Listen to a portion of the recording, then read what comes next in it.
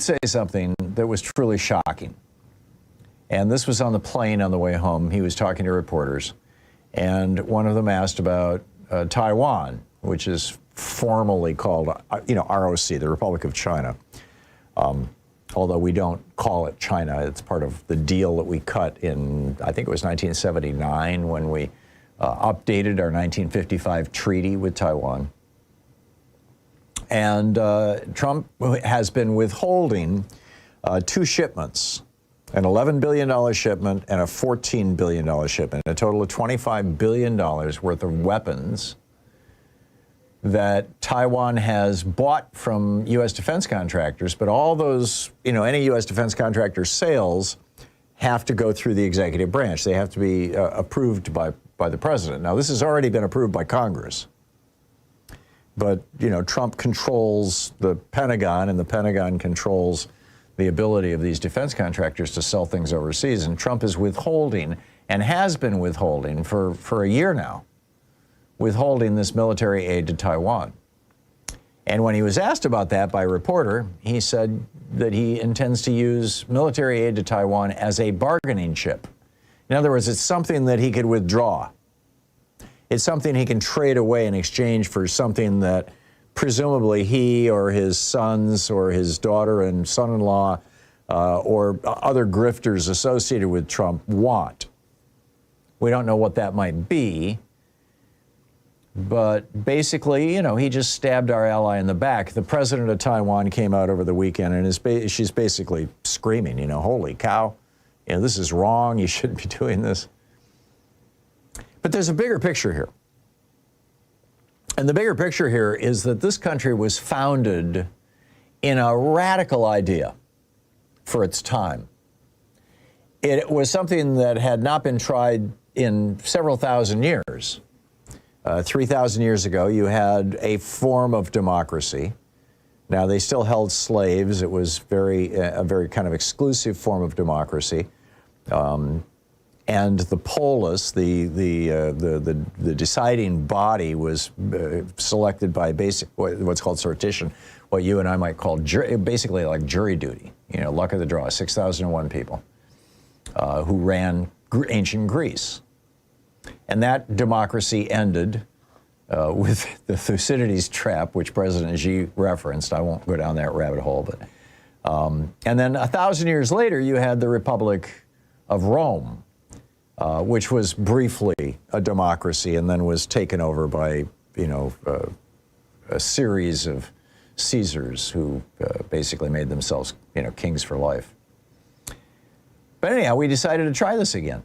And in large part, and I lay this out in my book, The Hidden History of American Democracy, which I think is one of the best books I've written. I think you'll find it absolutely astonishing and fascinating. It's a book about how Ben Franklin and Thomas Jefferson and John Adams were friends with Native Americans, negotiated with Native Americans, knew Native Americans, used their iconography, particularly Ben Franklin, in America, and borrowed from the Native Americans, particularly the Iroquois Confederacy, but also others. Borrowed the concepts of democracy as we understand them today. So, they looked back on ancient Greece and Rome, but mostly they got this stuff from the Native Americans. And ever since then, that was 250 years ago, ever since then, the North Star, the pole star, the thing around which everything we do revolves, has been democracy. This whole idea that we are a democratic republic. We fought the Revolutionary War to establish democracy in the United States. Now, clearly, it was imperfect. Like the Roman and Greek democracies, we still held people in slavery. Women were not allowed to vote, just like in Greece and Rome. But it was a start. And then we fought against, and then there was this rise of tyrannical oligarchs in the South that called itself the Confederacy, and they wanted to end democracy in America. We fought to preserve democracy in the Civil War, and we did, and we improved it. We ended slavery. And then 80 years after that, we fought World War II to protect democracy in Europe and in Asia. And we improved democracy here, too, in the years after World War II. Women, well, the years before, immediately before, 20 years before, women got the vote in the United States. And, you know, and gradually we've expanded our democracy until, of course, Trump. So democracy has always been this core thing. But now we have a president who holds democracy and democratic nations around the world in disdain. I mean, he openly ridicules our democratic allies, and he openly sucks up to and kisses the asses of wealthy, powerful, brutal dictators like Xi and Putin. He gutted USAID, much to the delight of President Xi. He killed off Voice of America, much to the delight of Vladimir Putin. He even tried to overthrow his own democracy on January 6th, and frankly, will probably try again. His racist, homophobic, and what he refers to as poorly educated followers are fine with that. They're not big fans of democracy either. And you've got the entire Republican Party now following Trump and embracing Putin and saying, screw you to other democracies and NATO. So what would happen if these guys win? If America just says, okay, that's it. We're no longer going to be allied with NATO, or we're no longer going to be allied with Western Europe and Taiwan and South Korea and Japan and Australia. Instead, we're going to ally ourselves. We're either going to stand alone in the world, you know, America first, America alone, or we're going to ally ourselves with Russia. Trump just yesterday extended the exceptions to Russian sanctions so that Russian ships can continue to carry oil. In fact, one just went through the Straits of Hormuz day before yesterday. So what would happen? Well, we would end up with a world where democracy was even weaker than it is now. Only a minority of countries in the world are democratic. Where labor is powerless, where the press is controlled, where religion has been weaponized, where elections are managed, where fear keeps people obedient, and where billionaires rule without accountability, which is why you have about 150 billionaire families who are openly supporting Trump. That's the oligarchs' endgame. It's why they bought off Sinema and Manchin and Jared Golden and John Fetterman. It's why they're inserting themselves in elections across the nation. It's why the billionaire oligarchs are buying our media. It's why Republicans in Congress keep sending more and more money to ICE. Not to make America great, not for patriotism, not for Christianity, not for freedom, for power. Raw power for a small handful of morbidly rich men enforced by propaganda, corruption, and violence. Violence committed by the state, like, you know, going after James Comey, soon to be directed against you and me, as well as the violence that the J6ers are willing to provide that Trump is trying to prepay for with his $1.67 billion just in time for this fall's election. Roughly every 80 years, it seems, we have to have this battle to preserve democracy. 1770s, 1860s, 1940s. We're 80 years out now from the end of World War II. And here we are again. Now it's our turn to stand and defend democracy. Yours and mine. It's our turn. Are we up to it? I think so. What say you?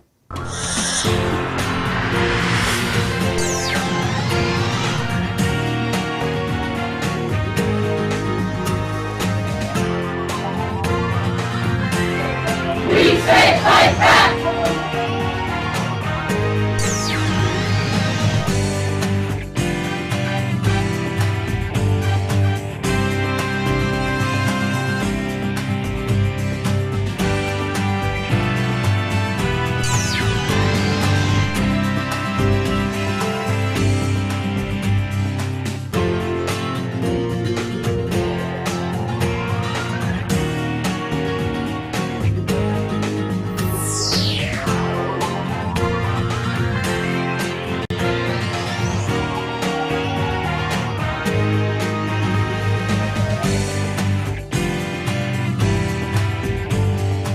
Trump tries to kill the ICC for Netanyahu. He's running a hedge fund from the Oval Office. His Treasury lawyer bolts, And your dreams happen in another universe? Good morning, this is the Commonwealth Report, news for the public, not the powerful. You can follow us at commonwealthreport.news. Did Trump just ask China and Russia to help him gut a war crimes court? The Financial Times dropped a story that should stop you cold. At last week's summit in Beijing, Donald Trump reportedly floated an idea to Xi Jinping. He wants the United States, China, and Russia to team up against the International Criminal Court. That's the one court on earth that can prosecute genocide and crimes against humanity. And here's the kicker. Trump's close ally, Israeli Prime Minister Benjamin Netanyahu, is wanted by that very court for crimes against humanity, including using starvation as a weapon. The president is allegedly trying to dismantle the world's only war crimes court to protect a friend. 3 nuclear powers ganging up to kill accountability isn't diplomacy. It's a wrecking ball aimed at the rule of law. Is this the biggest insider trading scheme in American history? Here's a story the media is barely whispering about.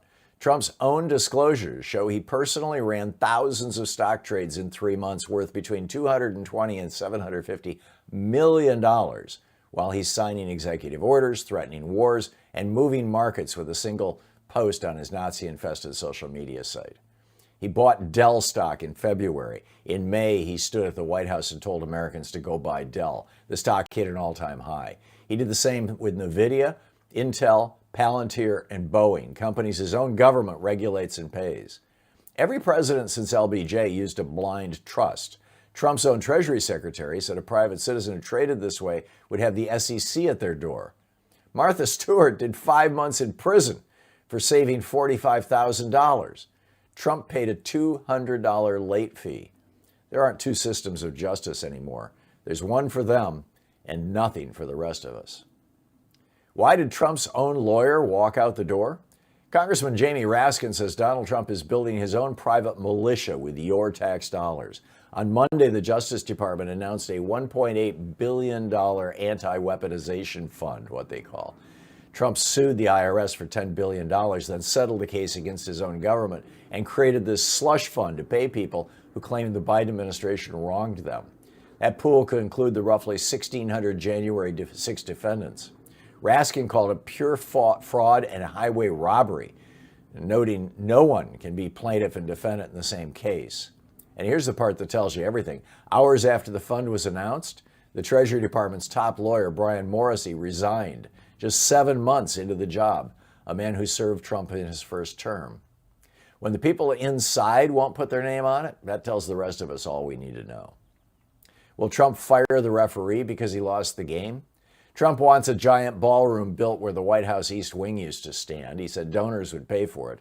Then Republicans tried to slip $1 billion of your taxpayer money into a budget bill. The Senate parliamentarian, Elizabeth McDonough, a nonpartisan rules official, said the rules don't allow it. So Trump called Senate Majority Leader John Thune and pressured him to fire her. Thune said no. The president didn't like a neutral referee's call, so he tried to get her fired. About $220 million of that money was tied directly to his ballroom. When a leader tries to fire the umpire for enforcing the rules aren't the problem. They're his obstacle. Should the church be running the government? Pastor Lorenzo Sewell, the man who gave a benediction at Trump's second inauguration, went on right-wing media this week and said the quiet part out loud. He declared, quote, Jesus was a politician. He said the founders believed the church should lead the state and the separation of church and state should end. This wasn't some fringe voice. This was a man Trump put on the inauguration stage, speaking at an event where Vance, Rubio, and Speaker Mike Johnson also appeared. The whole American experiment was built on keeping any one religion from running our government. When people that close to power say the church should lead the state, they're not describing America. They're describing a theocracy.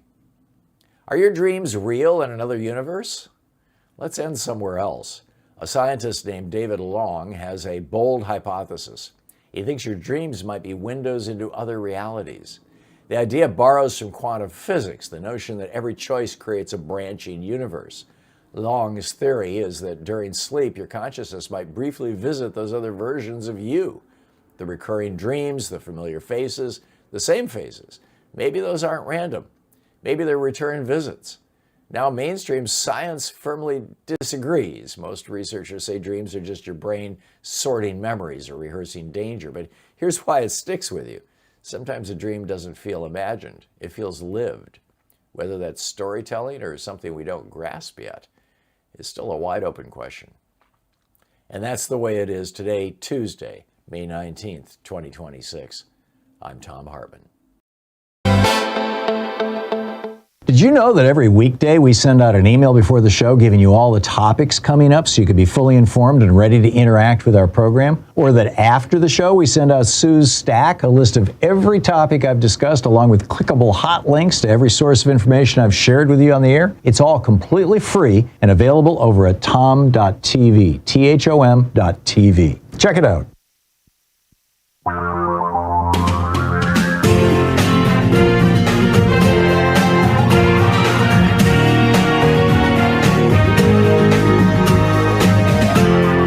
This is the Thom Hartmann Program. Hey, top of the Tuesday to you. What happens when a president stops obeying the Constitution and the law? I mean, we actually have this right now. What do we do about this? Also, did Trump just ask China and Russia to help him gut the war crimes court? And is this the biggest insider trading scheme in American history? And if so, why isn't somebody in jail? All that in the first hour of the program today. In our second hour, why did Trump's own lawyer walk out the door? This is a shocking story. Also, will Trump fire the referee because he lost the game? And a geeky science, are your dreams real in another universe? In the third hour of our program, our one guest today, Sabrina Haake, author of Haake Take over on Substack. Is Fox News engaging in consumer fraud? They claim that they're a news channel, but what if there's something entirely different and perhaps even governed by different laws? And seriously, are we looking at this again? Should the church be running the government? Apparently, the Trump people think so. So a lot to talk about today. My op-ed today over at HartmannReport.com is titled, very straightforward fashion, as sort of a variation on yesterday's What Happens? What happens when a president stops obeying the Constitution? You know, back when I was a kid in Lansing, Michigan, back in the day, my dad told me that, when he volunteered for the Army in 1954 to go fight, turned out the war ended while he was in boot camp. So, he ended up being part of the occupation forces in Japan. But, he was ready to go. And that his Army buddies who did fight in Europe and in Asia, that the thing that made the difference between us and those countries we were fighting, Germany, Japan, Spain, Italy, was that in America, a cop can't kick in your door without a warrant, without a good reason. A president can't help himself to the Treasury or take a king's gifts. And soldiers don't kill people without Congress saying, okay. I mean, even the cop shows we watched on TV back in the day had police regularly being turned away from people's doors for lack of a warrant. Remember that? I mean, this used to be a thing, right? In the 50s, 60s, 70s, 80s, even the 90s. My dad believed, with the uncomplicated faith of a man who'd watched what happened when those rules disappear in Germany, for example, that America was a great country, that we could become a good thing. I've been thinking about my Eisenhower Republican father here for a lot lately, because the thing he assumed would never happen in this country is actually happening right now, right in front of us. I mean, yesterday, the Justice Department announced the creation of a $1.776 billion slush fund, basically, to give to Donald Trump if he wants. And he's already said he wanted $10 billion. If you don't think a couple $100 million of that is going to go to Donald Trump or his kids, I got a bridge to sell you. And to prepay his right-wing violent army, as far as anybody can tell. Representative Jamie Raskin, who is also a constitutional scholar, said this is a political grievance fund. The 14th Amendment, and it's going to go to pay off the January 6 people. Well, here's what the 14th Amendment says about that. Quote, neither the United States nor any state shall assume or pay any debt or obligation incurred in aid of insurrection or rebellion against the United States. Now, of course, they were speaking of the Civil War at the time, but how is January 6th different? I mean, it was an attempted insurrection. In fact, a number of the people were convicted by juries of their peers of that crime, of sedition. I mean, this isn't some obscure gray area of the Constitution. And it would be one thing if this was an isolated crime, but it's not. Trump is committing these crimes on a regular basis. Article 1 of the Constitution says only Congress can make war. Trump starts bombing Iran without even telling Congress, much less asking for their permission. We passed the 1973 War Powers Act, which says that the United States, the president can respond with military force if our country is attacked, but our country was never attacked. So, A, he's in violation of that. But then it says, even if we are attacked and the president responds with violence, he has to, within 60 days, go to Congress and ask for permission to continue. Well, it's more than 60 days. We have a law against murder. Trump has been killing people in the Caribbean in small boats. We've signed international treaties against this. Trump's in violation of those treaties. The double tap strike, a clear violation of American law, the Uniform Code of Military Justice, and international treaties. And when the Senate tried to rein him in, he said that the War Powers Act is unconstitutional. He posted that over on that sewer, his Nazi-infested social media site. This is extrajudicial killing.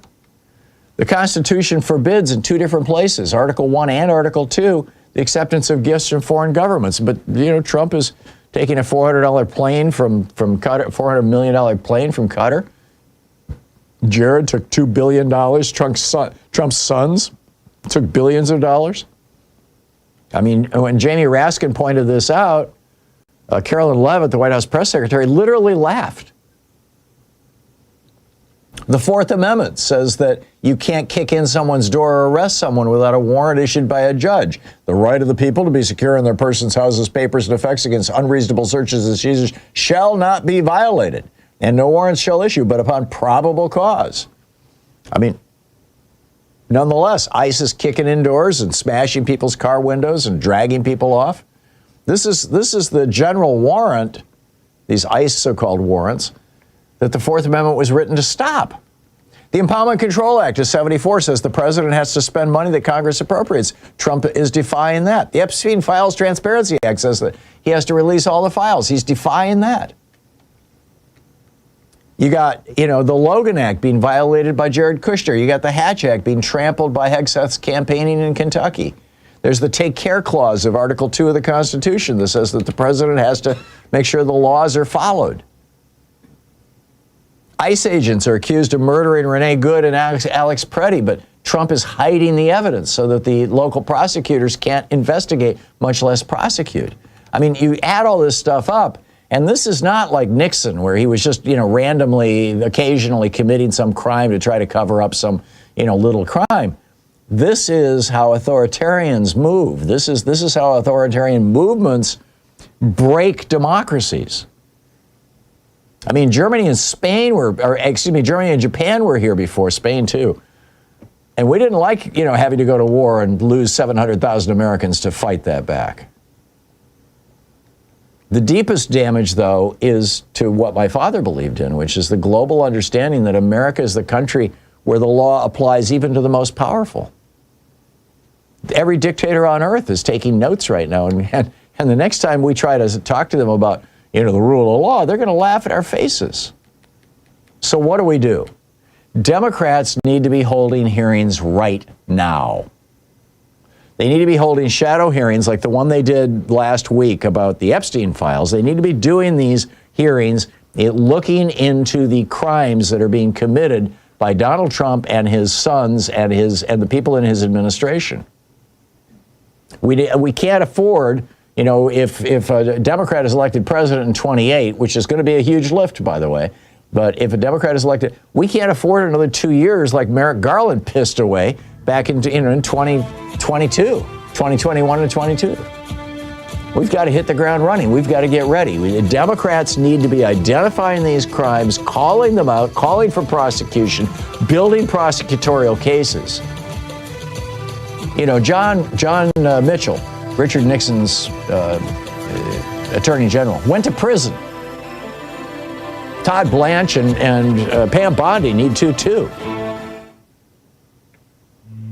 This is the Thom Hartmann Program. And it starts with Democrats holding hearings. Call your legislators and tell them, start holding hearings on these crimes. They can do it. They don't need to be official. They can do it.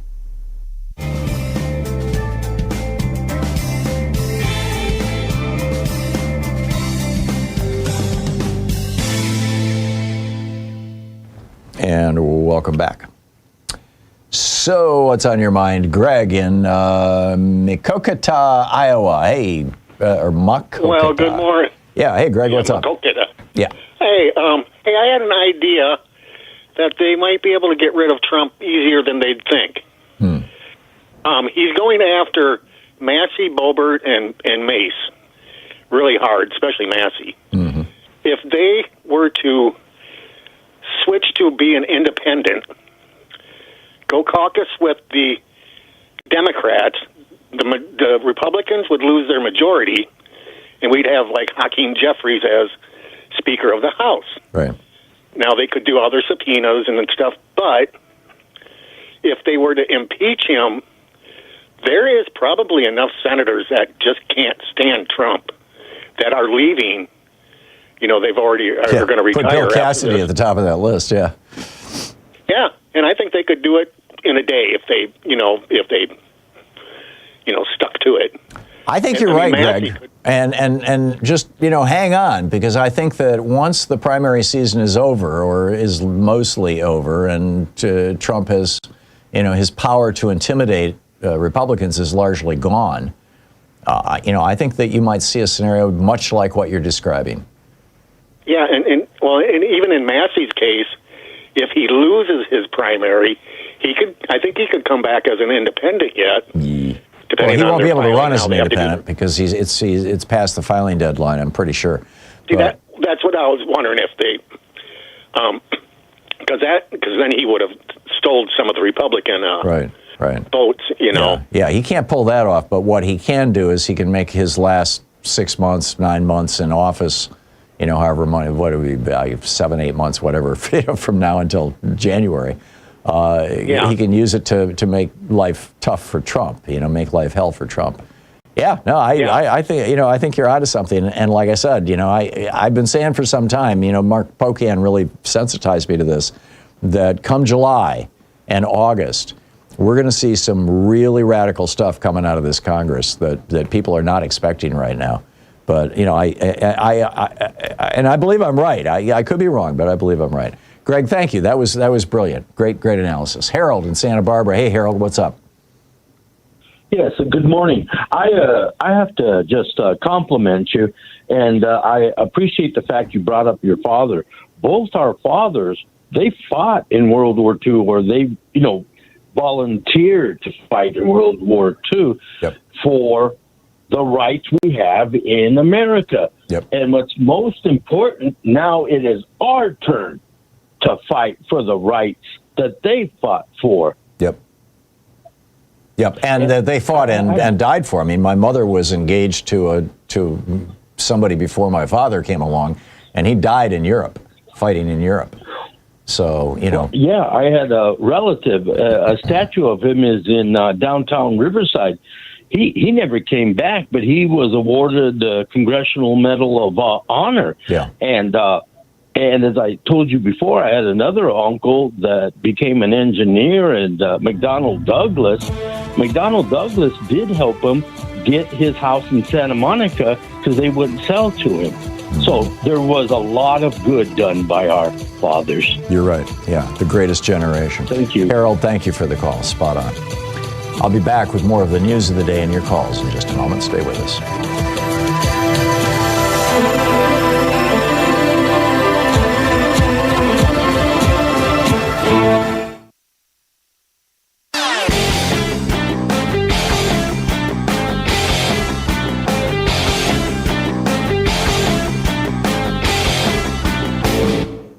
Don't let billionaires shape your understanding of the world. The Hartmann Report brings you powerful, independent insight free. Clear, direct, and uncompromising. Go to HartmannReport.com now and get the facts you deserve.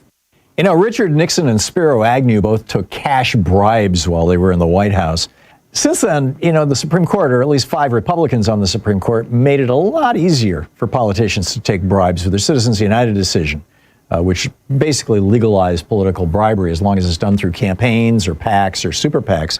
But for some people, there's just never enough money, right? Donald Trump has been running small-time hustles to make money for decades, selling sneakers, Bibles, steaks, vodka, water. But now he's hit the big time.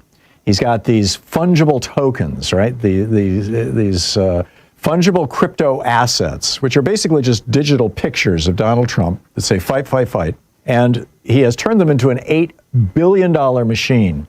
His wife is in on this too, with his Trump coin. It's a new way that foreign powers and billionaires in the United States can just shovel money into Donald Trump's pocket. There's a whole article about it over at HartmannReport.com titled Presidential Payola, the Evolution of Political Bribery. Check it out.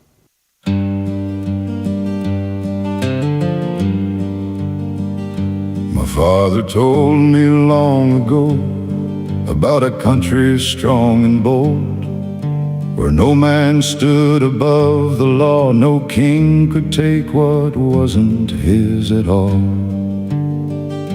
But now the rules are burning down while smiling men parade around, and every line the founders drew gets crossed like it was never true.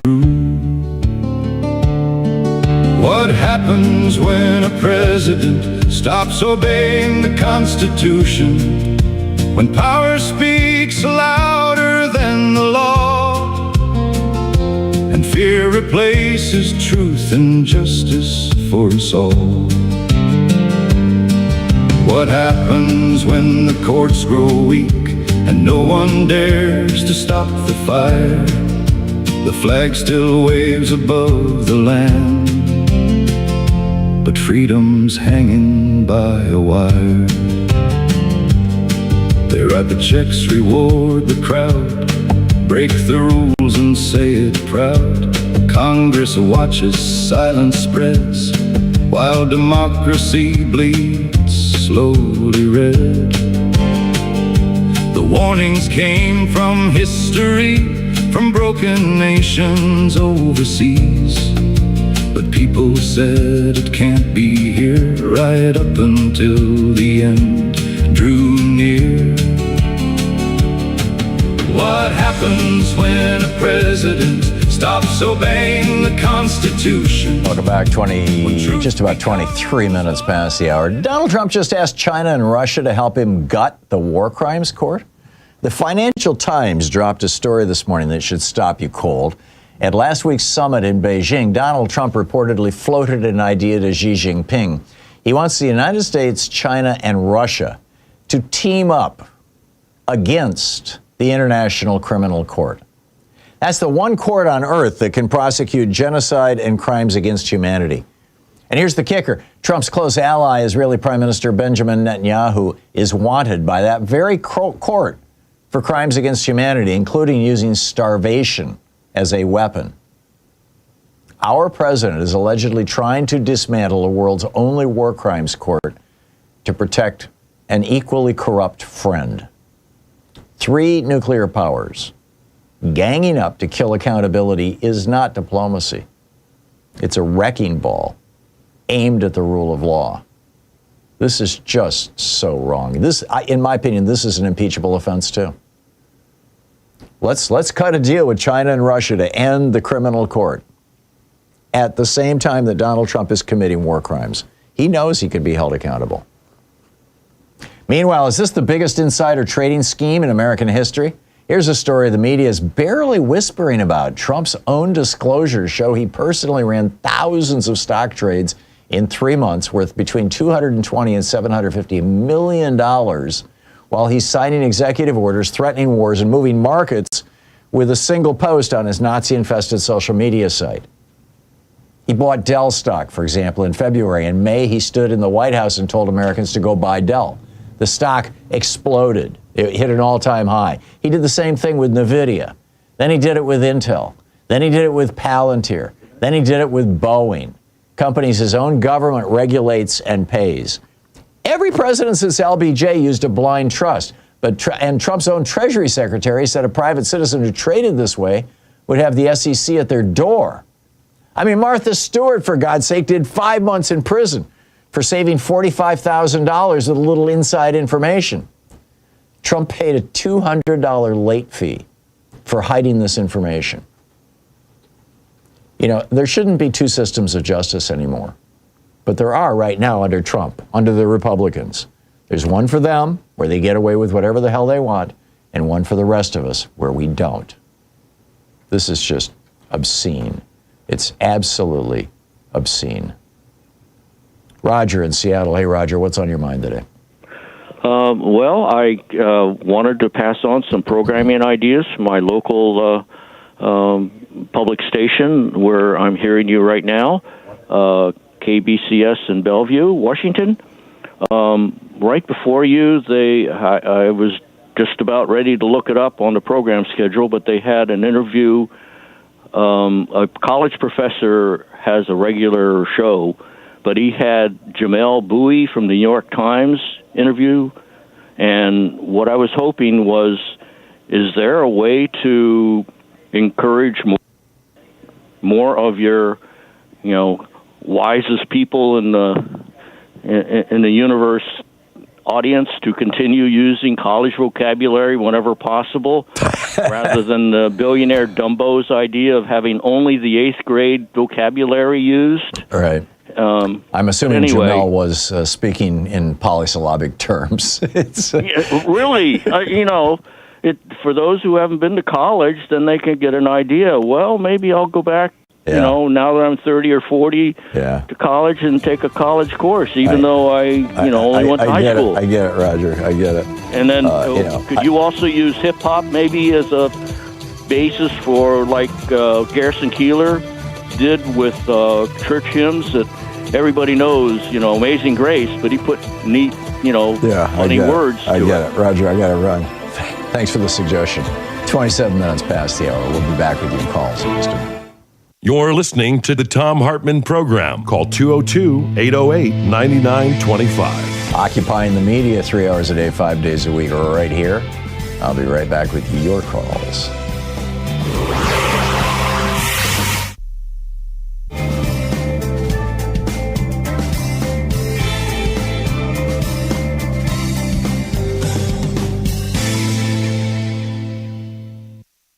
Trump tries to kill the ICC for Netanyahu. He's running a hedge fund from the Oval Office. His Treasury lawyer bolts.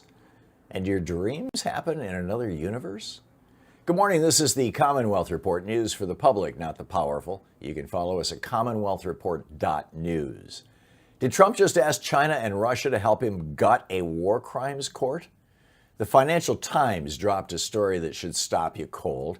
At last week's summit in Beijing, Donald Trump reportedly floated an idea to Xi Jinping. He wants the United States, China, and Russia to team up against the International Criminal Court. That's the one court on earth that can prosecute genocide and crimes against humanity.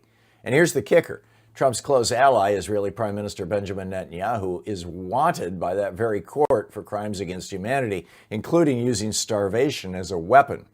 The president is allegedly trying to dismantle the world's only war crimes court to protect a friend.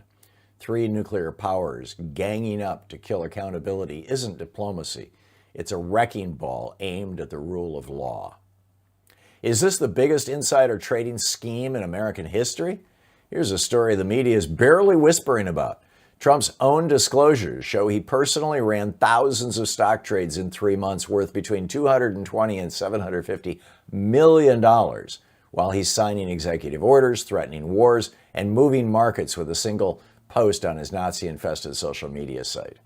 He bought Dell stock in February. In May, he stood at the White House and told Americans to go buy Dell. The stock hit an all-time high. He did the same with NVIDIA, Intel, Palantir, and Boeing, companies his own government regulates and pays. Every president since LBJ used a blind trust. Trump's own Treasury Secretary said a private citizen who traded this way would have the SEC at their door. Martha Stewart did 5 months in prison for saving $45,000. Trump paid a $200 late fee. There aren't two systems of justice anymore. There's one for them and nothing for the rest of us. Why did Trump's own lawyer walk out the door? Congressman Jamie Raskin says Donald Trump is building his own private militia with your tax dollars. On Monday, the Justice Department announced a $1.8 billion anti-weaponization fund, what they call.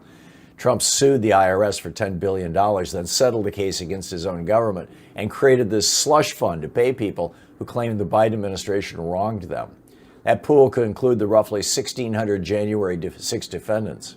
Raskin called it pure fraud and highway robbery, noting no one can be plaintiff and defendant in the same case. And here's the part that tells you everything. Hours after the fund was announced, the Treasury Department's top lawyer, Brian Morrissey, resigned just 7 months into the job, a man who served Trump in his first term. When the people inside won't put their name on it, that tells the rest of us all we need to know. Will Trump fire the referee because he lost the game? Trump wants a giant ballroom built where the White House East Wing used to stand. He said donors would pay for it. Then Republicans tried to slip $1 billion of your taxpayer money into a budget bill. The Senate parliamentarian, Elizabeth McDonough, a nonpartisan rules official, said the rules don't allow it. So Trump called Senate Majority Leader John Thune and pressured him to fire her. Thune said no. The president didn't like a neutral referee's call, so he tried to get her fired. About $220 million of that money was tied directly to his ballroom. When a leader tries to fire the umpire for enforcing the rules aren't the problem. They're his obstacle. Should the church be running the government? Pastor Lorenzo Sewell, the man who gave a benediction at Trump's second inauguration, went on right-wing media this week and said the quiet part out loud. He declared, quote, Jesus was a politician. He said the founders believed the church should lead the state and the separation of church and state should end. This wasn't some fringe voice. This was a man Trump put on the inauguration stage speaking at an event where Vance, Rubio, and Speaker Mike Johnson also appeared. The whole American experiment was built on keeping any one religion from running our government. When people that close to power say the church should lead the state, they're not describing America. They're describing a theocracy. Are your dreams real in another universe? Let's end somewhere else. A scientist named David Long has a bold hypothesis. He thinks your dreams might be windows into other realities. The idea borrows from quantum physics, the notion that every choice creates a branching universe. Long's theory is that during sleep, your consciousness might briefly visit those other versions of you. The recurring dreams, the familiar faces, the same faces. Maybe those aren't random. Maybe they're return visits. Now, mainstream science firmly disagrees. Most researchers say dreams are just your brain sorting memories or rehearsing danger. But here's why it sticks with you. Sometimes a dream doesn't feel imagined. It feels lived. Whether that's storytelling or something we don't grasp yet is still a wide open question. And that's the way it is today, Tuesday, May 19th, 2026. I'm Thom Hartmann.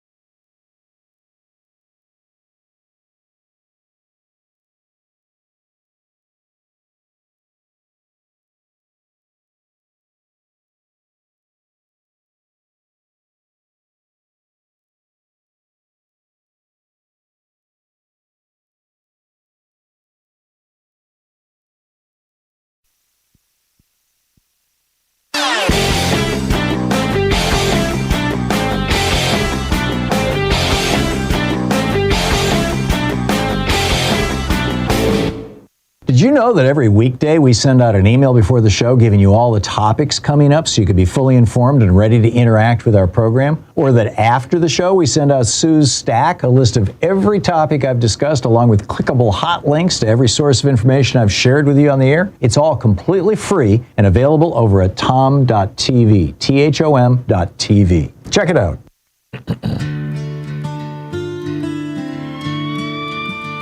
You can feel it in the air.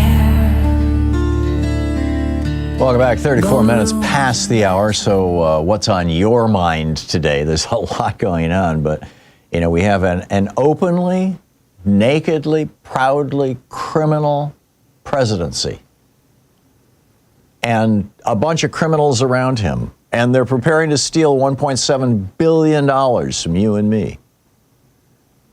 I mean, this is just astonishing.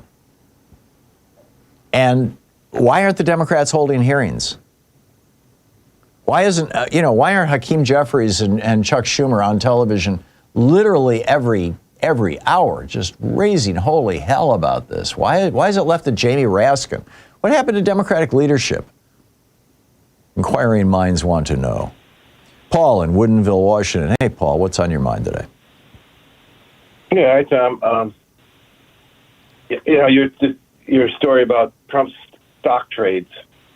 If you want to give the factual details, remind people that Trump has profited off thousands of stock trades since the beginning of this year. May have profited as much as $750 million. I and how much? Say he got $500 million, $500 million. Mm-hmm.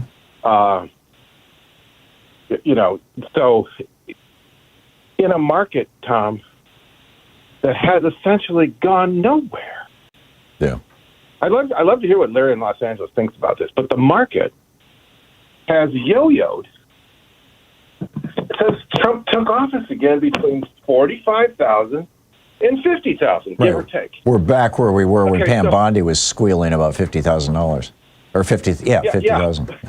Okay, but then it's gone down and hit 45 again, which is where he got it from Biden. Mm-hmm. So just briefly, when Obama took office in 2009, and I know these figures exactly, on March 9th, 2009, the market bottomed out at 65.42. And that was after the big crash of 2008. And it was, whatever, March 9th is how many days after January 20th. Obama was just in office. And when Obama left office, I remember, I wrote it down, the market had tripled at 19,799 on Obama's last day, January 20th, 2017. And so Trump took over his term. It was right around 20,000. It went up to 30,000, and then it kind of fell back. So that's about a 50% increase. And then Biden took it at about 30,000 and left it at 45,000, another 50% increase. And Trump has yet to sustain essentially a 10% increase from 45 to 50. It yo-yos. No, he's not governing the United States, Paul. He's looting the United States. He's totally, and then I wondered, why are these investors, he says, I'm going to attack, and then it goes down, I'm not going to attack, and then it goes up. I thought, why are they even in on this? I said, because they know that's the game. Yep. That's what they're all doing. Yep. Because the market doesn't have to grow, and then you take profits. You just ride the wave. And if you look at the wave of this market since Trump took office, you buy it in the troughs and you sell it at the peaks. And whenever Trump promotes a company, so it doesn't really have buy to it go instantly. Anywhere. Yeah, because he's going to ride it up. Yeah, no, I mean, again, it's worth remembering that Martha Stewart, a Democrat, went to prison for making $45,000 on a stock trade based on information that her doctor had given her because he was involved in a clinical trial about this new drug that was coming out. He mentioned it to her. She traded based on that. You can argue that that's not even really insider information, but they sent her to prison for it. I mean, they sent her to friggin' prison, and Donald Trump is literally doing this every day. I mean, we've got a dozen companies now where he buys stock in the company, he goes out and he does something, either taking a governmental action or making a public statement that's going to drive up the stock of that company, and then he sells it, takes his profit, sticks it in his money bin, does it all over again, rinse, wash, repeat, right? And it's criminal. I mean, it's a friggin' crime. And he's still sitting in the White House going, Thomas Massie, worst Democrat or worst congressman ever. The stock market doesn't have the mechanics, price earnings ratios. None of this stuff adds up to huge profits. This is just all wave riding, and it's just manipulation. And you do it It's market manipulation. This makes Teapot Dome look like look like a walk in the park. I mean, Teapot Dome was, when Albert Fall took a couple $100,000 bribe to give a lease on a gas storage facility out in Wyoming to a buddy of his. He was the Interior Secretary, and he I believe he was prosecuted. I know he had to resign. And it kind of, really hurt the Harding and Coolidge administrations. How quaint, right? How quaint. I mean, you got a Secretary of War who's murdering people in the Caribbean in violation of U.S. and international laws against murder. You've got a president who starts a war in violation of the U.S. Constitution. You've got guys in the White. You've got presidential family members who are taking hundreds of millions, billions of dollars in some cases from foreign governments. It's enough to make your head explode. If somebody, when my dad was alive, if somebody had said this one day will happen in America, he would have laughed at them. Yeah, well, this is, like I said, the yo-yo market. It's yo-yoing in about a 10%, 11% range, and that's just enough to make it. It's it's astonishing. I don't know why. I was. And clearly, it's not just Trump, by the way. It's obviously people around him are engaging in these trades too, because you see these, massive purchases of oil futures literally 15 minutes before he makes an announcement. And nobody's investigating this because Trump controls the investigative apparatus. This is like Putin's Russia, which is what he's trying to turn America into. It's a new physics in politics. There is no absolute zero in Republican politics. Yeah, there you go. Paul, thank you. Thank you for the call. It's always good hearing from you. Mark in Valley, Washington. Hey, Mark, what's up? Hey, good morning, Tom. Well, I'm going to make a quick comment before I get to my first point. The fact that what Trump is doing right now to America is probably a nice, close copy of what Putin did to Russia by gutting its own economy for his personal wealth should be enough to show people that he was, that Putin's his teacher. Oh, yeah. If not his handler. Oh, yeah. And I think it's his handler more than his teacher. And what I was calling about earlier was back to the comment you made. Yeah, no doubt. When you first came back from the longer break, and that is about the leadership of the Democrats. But I'm going to start off by saying, if we have to rely on enough Republicans to do what's right for the country to save us from fascism, or the Democratic leadership as it's constructed as of today to grow a pair and stand up to these guys to the level they need to, we're in a really bad place. Well, we are in a really bad place, Mark. I mean, look at what's going on. Yeah, You've I agree. got crimes being committed in the White House by a guy that 5-6 corrupt Republicans on the Supreme Court said, oh, yeah, go ahead and crime all you want. And he's like, cool, let's do some insider trading here. Let's kill some people in the Caribbean. Let's start a war without the consent of Congress. Let's take a $400 million jet from Qatar. My son-in-law will take $2 billion from you, and my kids will take $5 billion. I mean, well, part of our problem is the so-called media. I mean, I got sick of hearing about Hunter Biden and the $5 million that he supposedly got by using Dad's name in Ukraine. Yeah, I got sick. I mean, it was on the news so much, I got sick of hearing about it. It was on the news every day for a year, for 2 years. Yeah, how come? Or the 4 guys who died in Benghazi, and we've got 15 dead American soldiers in Iran right now. And where's any mention of that? But I mean, Trump's kids can steal billions. Or I shouldn't say steal, make deals worth billions in foreign countries off of Daddy's name, and nothing said about it. Oh, wow, they're celebrating it. Oh, yes, they're smart businessmen.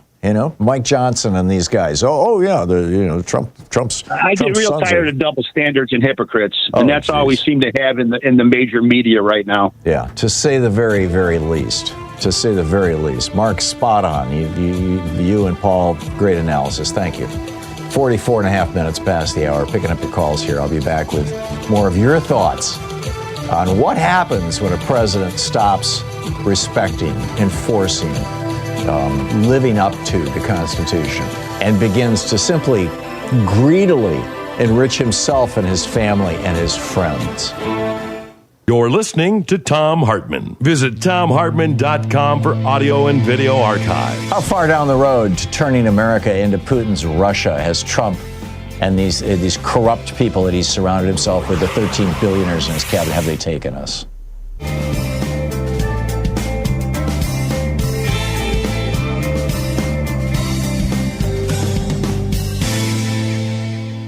And welcome back. Tim in Aloha, Oregon. Hey, Tim, what's on your mind today? Yeah, the key statement that surrounding the world now, Tom, is in for a penny. That's the situation now, because the Republican Party and the Trump administration know that they can continue this nonsense because they're controlling the legal, political, and economic system. This is scary stuff. The four key elements are obviously the Trump administration, the Supreme Court, Fox News, and organized religion. You know, those are key elements right now. And the GOP. The planet. And well, yeah, of course, you know, that's the Trump administration. But you got to look. No, I mean in Congress. They never make a comment about. They've got 3.5 generations of black crud under their soil. What if that never existed? Nobody would know where it is, and nobody would care. You see what I mean? That's the predominance. Gaddafi with his, in Libya with the most, the precious oil that was ever produced. So that's where Russia and China were in his back pocket. Yeah. It just goes on and on. You know, yeah. And then you made some comments about the military. Somebody in my family, and I think I mentioned this before, has been serving this country since the Civil War. My son is currently a Marine, and I do volunteer work for disabled vets. My dad made it home 60% disability. So he said, your word is your bond. You don't buy anything you can't afford. You pay your bills, and you show up on time. And he said, I don't want a dime more than I've earned or a penny less than I've paid for. And that's how he ran. Words you will never hear coming out of the mouth of a Trump. Well, think about it. You know, it's it's absolute insanity. And what people don't have enough concern because of their everyday concerns about paying their bills and keeping their head financially above water. Yeah, it's true. I know my bank manager. I've known him for years, and he said it's scary the amount of debt there is on credit cards.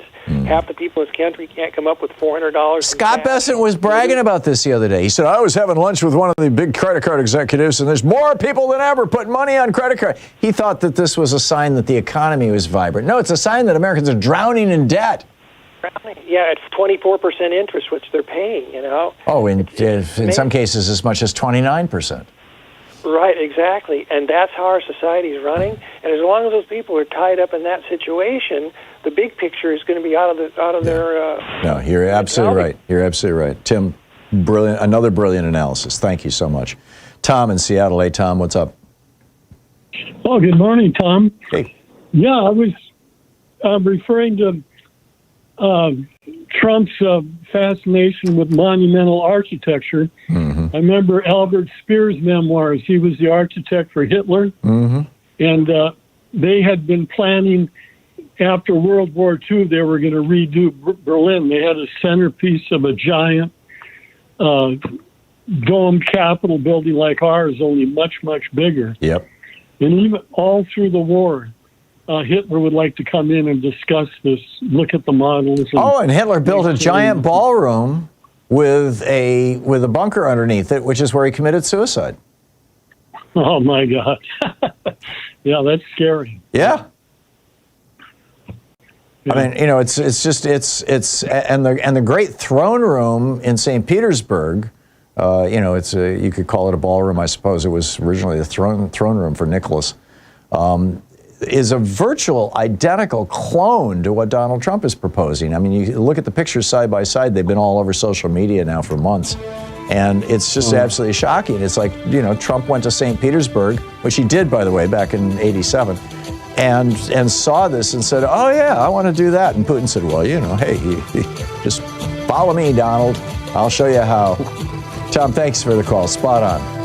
Well said. 49 minutes past the hour. Picking up your calls. I'll be back with you in 1 minute. Stay with us.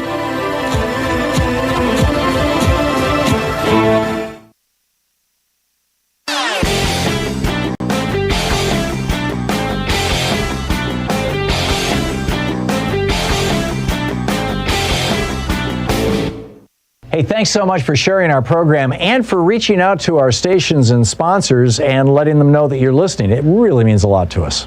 Human beings have a couple of unique characteristics. The first is that we can be very tender and loving and concerned and caring toward people we perceive as being our group, us.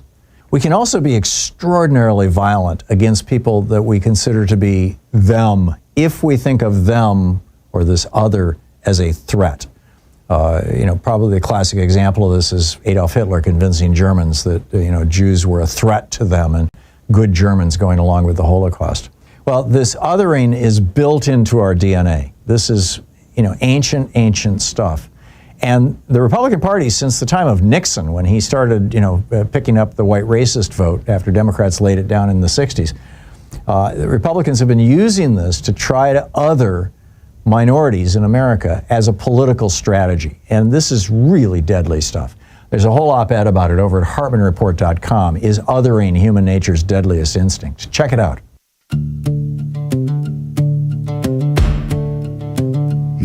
10 minutes before the hour, picking up your calls here. John in Milwaukee, listening on Civic Media. Hey, John, what's up?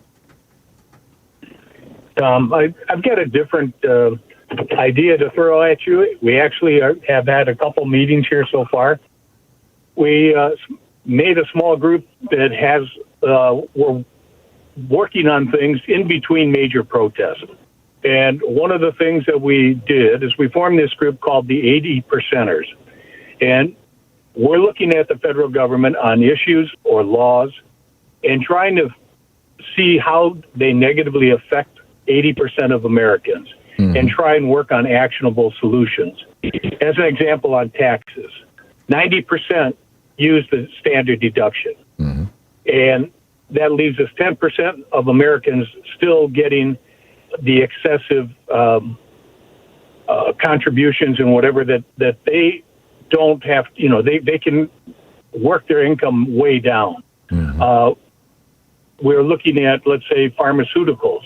And one of the ideas that was come out is with pharmaceuticals is there's so much money spent on research before a product comes out. Well, if it has broad-based appeal, then the federal government should pay for it. Because long run, we'd win with the federal government covering the research up front. And then we look at the patent process. They are fine as far as getting their 20-year patent.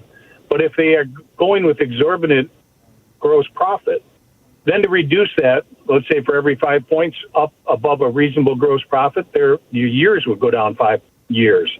And working with different concepts like that. But we're in a group just talking about issues. And I said it's the 80%ers. That means it's not partisan. You can't reach 80% of the Americans if you're partisan. But if we do, what's right, we're going to bring people in. We want to get, you talk about affordability earlier on in the show. And, excuse me, right now they're looking at, you can't enter the housing market until you're 40 years old. We want to get that back to 20 years. And we've got to build houses, but at the same time, we got to pass legislation that hedge funds or corporations can't buy into our home stock. Right. And we should pass legislation that they get foreign a year investors too. Yeah. I'm with you. What's that? And foreign investors too. Yeah, we need to view housing as not quite part of the commons, but as an essential, and therefore it's regulated differently than automobiles, for example, or computers or something like that. It's not, housing is not just a commodity. Housing is a necessity. Absolutely. Yeah. Good points all, John. I wish you well on that. And if you guys come up with any, specific brilliant ideas, give us a shout back, okay? I will do that. Okay. Thank you, Tom. Sounds like you've got some great starts there. Jim in Portland. Hey, Jim, what's on your mind today?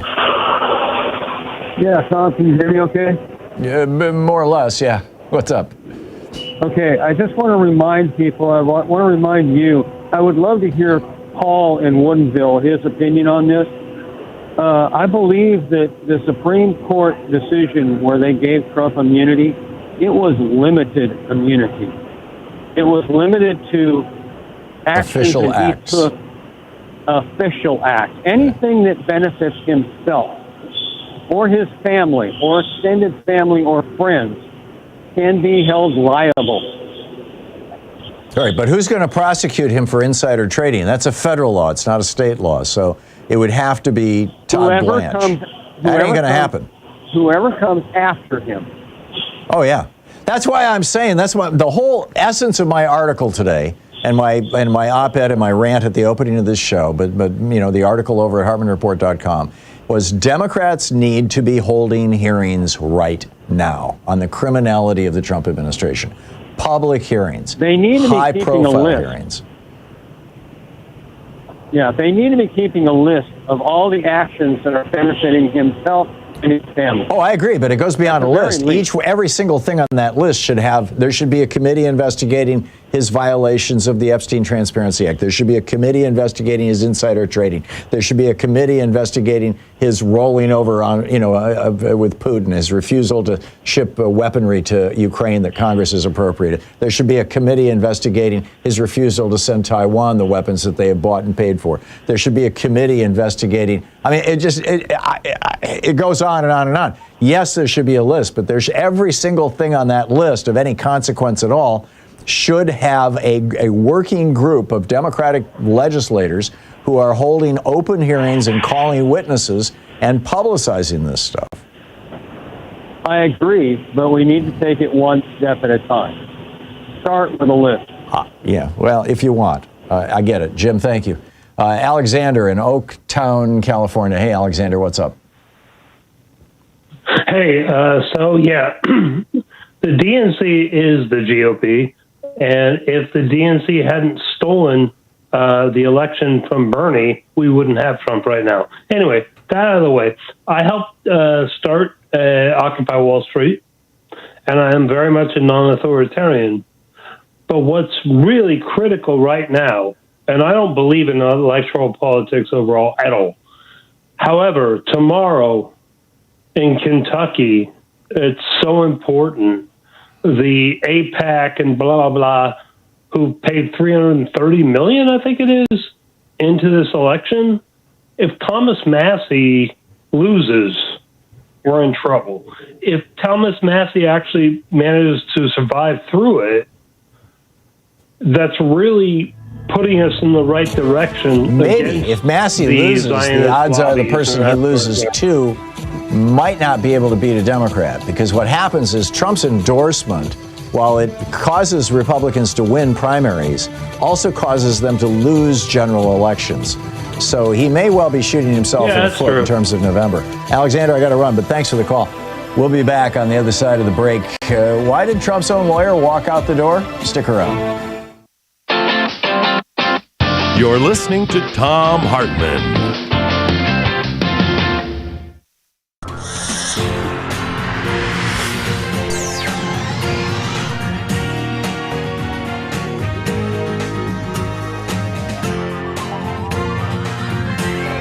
We say fight back!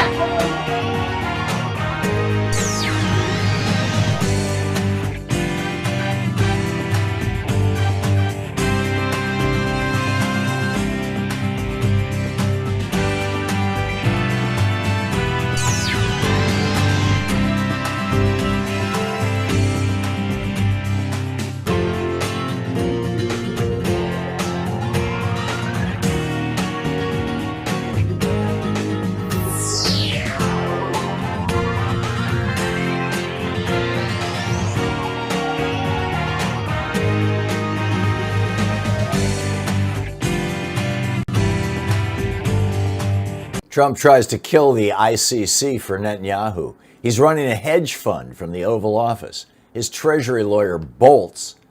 And your dreams happen in another universe? Good morning. This is the Commonwealth Report, news for the public, not the powerful. You can follow us at commonwealthreport.news. Did Trump just ask China and Russia to help him gut a war crimes court? The Financial Times dropped a story that should stop you cold. At last week's summit in Beijing, Donald Trump reportedly floated an idea to Xi Jinping. He wants the United States, China, and Russia to team up against the International Criminal Court. That's the one court on earth that can prosecute genocide and crimes against humanity. And here's the kicker.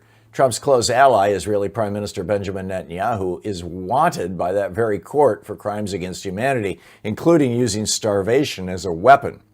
The president is allegedly trying to dismantle the world's only war crimes court to protect a friend.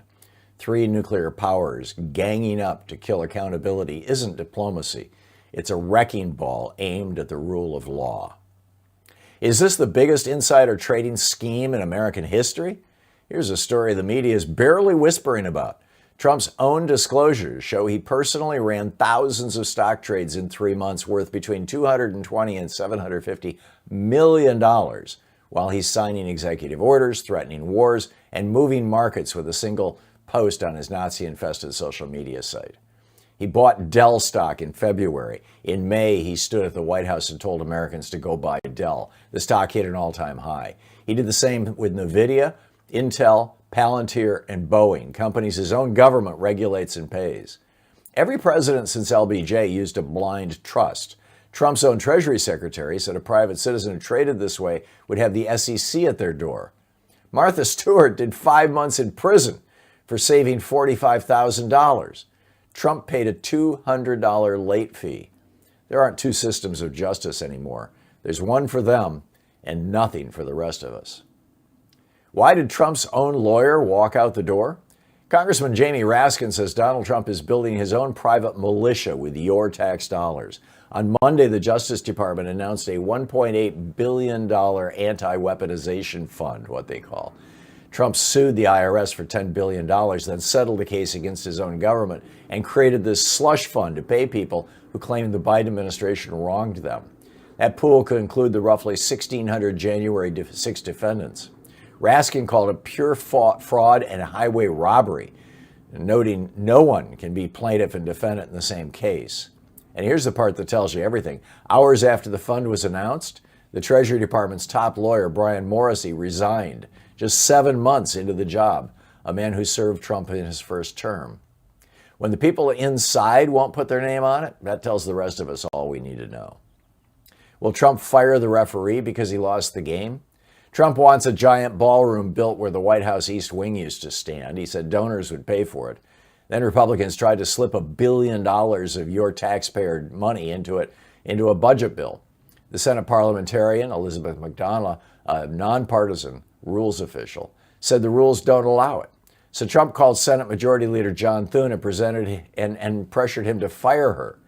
Thune said no. The president didn't like a neutral referee's call, so he tried to get her fired. About $220 million of that money was tied directly to his ballroom. When a leader tries to fire the umpire for enforcing the rules aren't the problem. They're his obstacle. Should the church be running the government? Pastor Lorenzo Sewell, the man who gave a benediction at Trump's second inauguration, went on right-wing media this week and said the quiet part out loud. He declared, quote, Jesus was a politician. He said the founders believed the church should lead the state and the separation of church and state should end. This wasn't some fringe voice. This was a man Trump put on the inauguration stage, speaking at an event where Vance, Rubio, and Speaker Mike Johnson also appeared. The whole American experiment was built on keeping any one religion from running our government. When people that close to power say the church should lead the state, they're not describing America. They're describing a theocracy. Are your dreams real in another universe? Let's end somewhere else. A scientist named David Long has a bold hypothesis. He thinks your dreams might be windows into other realities. The idea borrows from quantum physics, the notion that every choice creates a branching universe. Long's theory is that during sleep, your consciousness might briefly visit those other versions of you. The recurring dreams, the familiar faces, the same faces. Maybe those aren't random. Maybe they're return visits. Now, mainstream science firmly disagrees. Most researchers say dreams are just your brain sorting memories or rehearsing danger. But here's why it sticks with you. Sometimes a dream doesn't feel imagined. It feels lived. Whether that's storytelling or something we don't grasp yet is still a wide open question. And that's the way it is today, Tuesday, May 19th, 2026. I'm Thom Hartmann.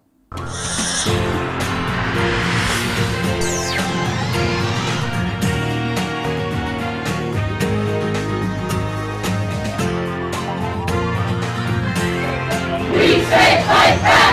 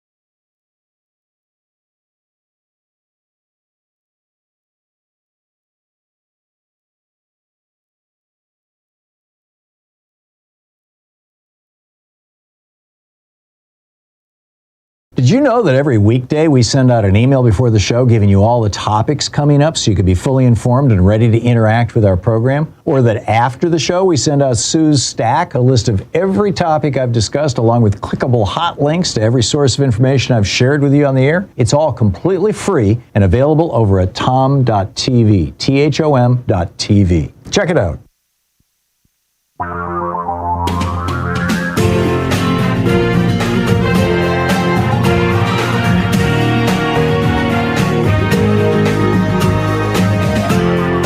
This is the Thom Hartmann Program. Hey, welcome to the second hour of our program. So why did Trump's own lawyer walk out the door?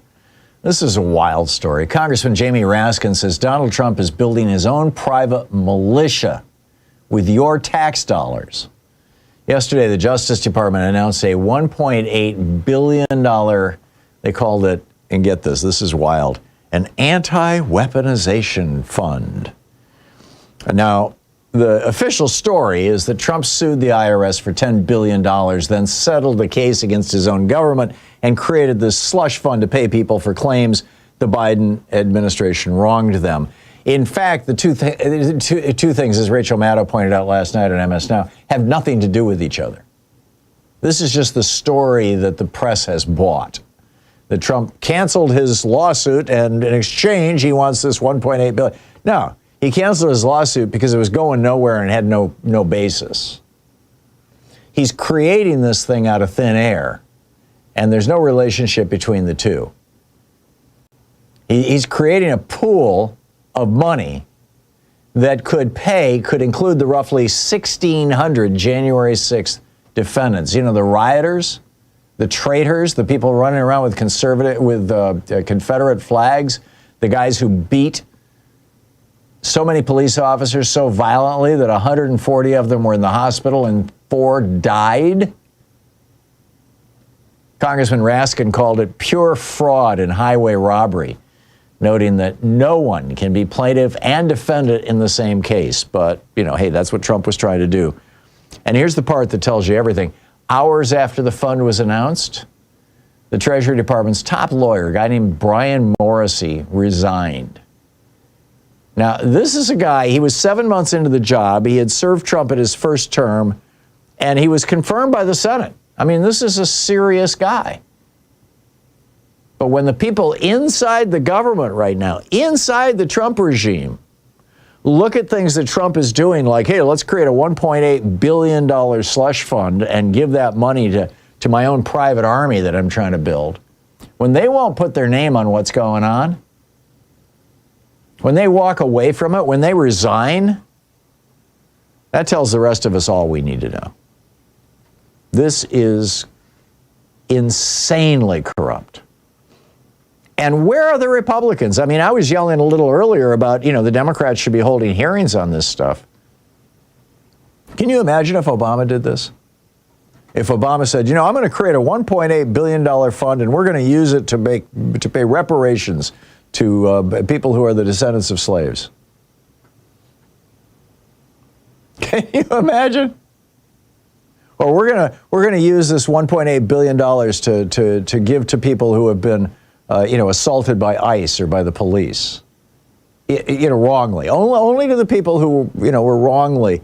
I mean, even if it was semi-legitimate, the Republicans they'd be melting in the streets. I mean, they would be like, the Witch of the West in water. I mean, they would be puddles. They would be screaming. They would be crying. They'd be lighting themselves on fire.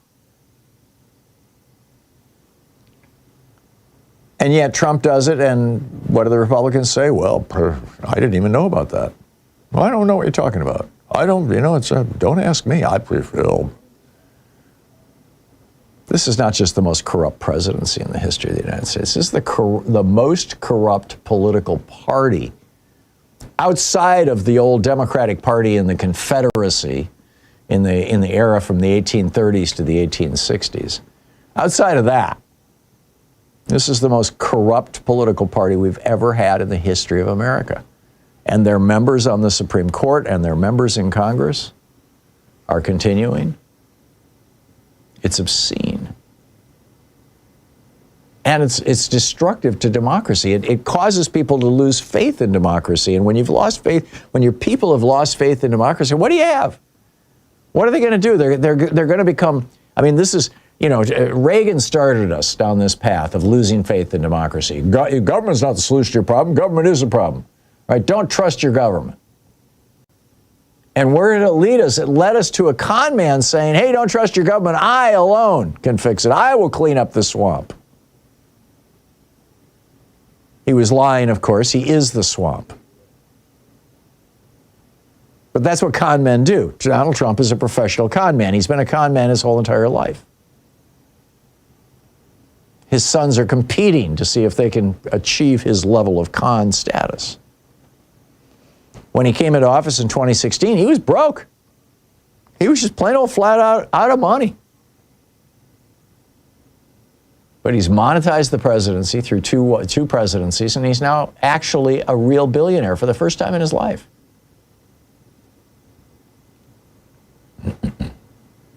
Democrats, do something. Meanwhile, is Trump going to fire the referee because he lost the game? Trump wants a giant ballroom, the Epstein Memorial Dance Hall. He wants this built where the East Wing of the White House used to stand. He said that donors would pay for it.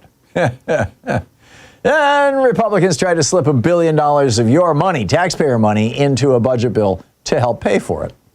The Senate parliamentarian, though, her name is Elizabeth McDonough, a nonpartisan rules official. I've been upset with her in the past, when she wouldn't go along with some things that Joe Biden wanted to do. Anyhow, she set the rules, and she said that the rules don't allow this. So Trump calls up Senate Majority Leader John Thune and says, fire that woman. And Thune says, no. And Trump doesn't like that a neutral referee's call, basically busted him. So he tries to get her fired. About $220 million of that money was tied directly to his ballroom. When a leader tries to fire the umpire for enforcing the rules aren't his problem. They're his obstacle. They're the things that are restraining his desire to be Emperor Palpatine. Trump wants he's got people around him who are constantly telling him, you're the most powerful man in the world. You're the strongest man. You're the smartest man in the world. You're the best president America has ever had. And he's constantly got to get this kind of affirmation. It's somewhere between bizarre and pathetic, but it's also, extraordinarily destructive to our democracy. Meanwhile, let's end somewhere on a higher note here. Are your dreams real in another universe? A scientist named David Long has a bold hypothesis. He thinks your dreams might be windows into other realities. The idea borrows from quantum physics, the notion that every choice creates a branching universe. Long's twist is that during sleep, your consciousness might briefly visit those other versions of you. The recurring dreams, the familiar places, the same faces, maybe those aren't random. Maybe they're return visits. Now, mainstream science firmly disagrees, and most researchers say dreams are just your brain sorting memories or rehearsing danger. But here's why it sticks with you. Sometimes a dream doesn't feel imagined, it feels lived. And whether that's storytelling or something we just don't grasp yet is still a wide open question. A thought-provoking little bit of commentary there from one of the world's leading scientists. 14 and a half minutes past the hour. What's on your mind? I will pick up your calls on the other side of the break. How do you think we can best deal with the most corrupt president, the most corrupt vice president, the most corrupt secretary of defense, the most corrupt regime in the history of America? How are we doing? This is the Thom Hartmann Program. What should Democrats be doing? And how can we get some Republicans to own up to, the sickness that has infected Washington, D.C.?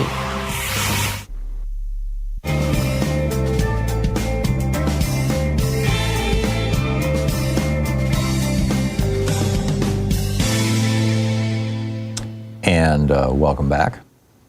Let's see here. Jerry in Federal Way, Washington. Hey, Jerry, what's on your mind today?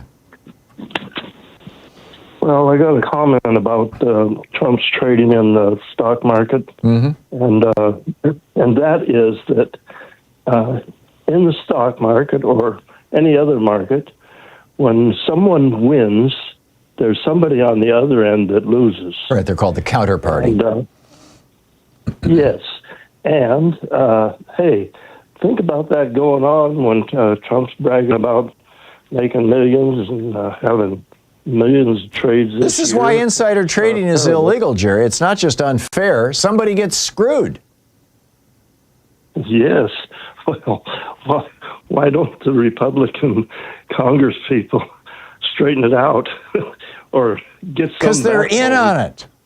It is not illegal for members of Congress to trade on insider information. And you've got, and by the way, there's Democrats doing this as well, although the number of them seems to be fairly small. It seems to be just a few dozen Democrats.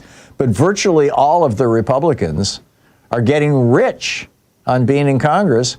And Mike Johnson refuses to even consider debate on legislation that would outlaw this. So, they're not going to hold Trump responsible. They're doing it their own damn selves. Absolutely, but let the history books record that all those Trump couldn't be doing all this stuff without their support. You're absolutely right. This administration and today's Republican Party is not going to be treated well by historians. Jerry, brilliant analysis. Thank you. Michelle in Kansas City, Missouri. Hey, Michelle, what's on your mind today? Hey, Tom. J.D. Vance was in my fair city yesterday. Oh, my. And, what was he up to? Hoot.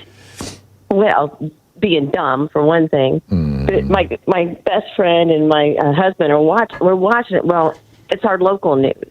Yeah. He's talking about nothing, and all of a sudden, in the audience, people start shouting, 5th District, 5th District, 5th District. Because, they split Kansas City into 3 different districts and this redistricting thing. Right. He goes, well, who's the congressman of the 5th District? And so people in the audience started yelling, Cleaver, Cleaver. He goes, I'm not familiar with him. Well, there's only like 5 black people in Congress, and he's been there for 20 years, and you came to Kansas City, and your staffer didn't tell you who the congressperson was. I'll bet they covered up the couches, though. But that's what my husband wanted to go. Admission was free, and he wanted to yell that. Yeah. But then I watched the national news this morning. They didn't show any of that. Yeah. It didn't show people clapping and holding their signs in the air. And I was like, that's not what happened. He got punked by Kansas City people. But if a Democrat had gotten punked, it would have been on the news this morning, especially CBS You're News. correct, Tom. Well, who watches? That's not really news anymore. I know. And sadly. Tom, I just want to mention one thing for Ken in Pittsburgh, Kansas. Mm-hmm. I just got a new novel that was written, and it's set in Pittsburgh, Kansas. Mm-hmm. And the surrounding areas. I just thought he might be interested in it. It's called The Crow's Omen. Huh. Cool. But I'm just 3 chapters into it. I've learned so much stuff about that area I never knew. Oh, really? Wow. But, yeah, I didn't know it had mining and union sites. It's very interesting. Well, that's fascinating. Michelle, thanks. And hopefully our listener there will, our viewer or whatever he is, will find that fascinating too. Michelle, thank you. You always bring some great content Tom. to the show. I appreciate it. Thank you. It's 19 minutes past the hour. We'll be right back.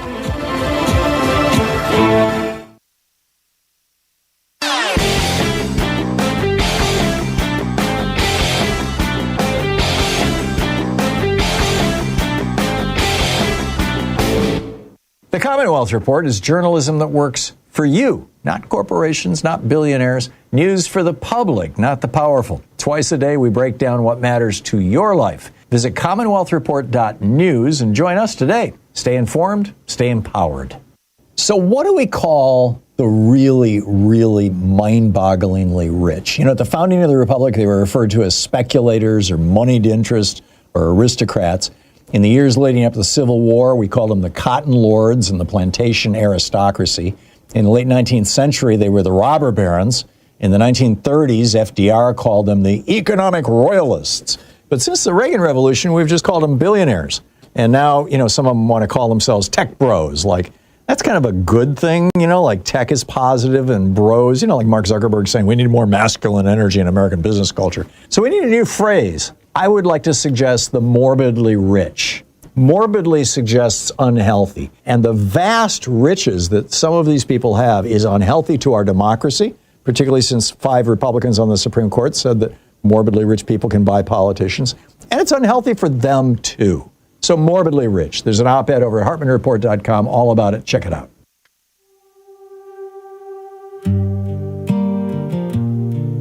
"20 minutes past the hour. What's on your mind today?" Picking up your calls here. Richard in Chicago. Hey, Richard. Thanks for listening to WCPT. What's up?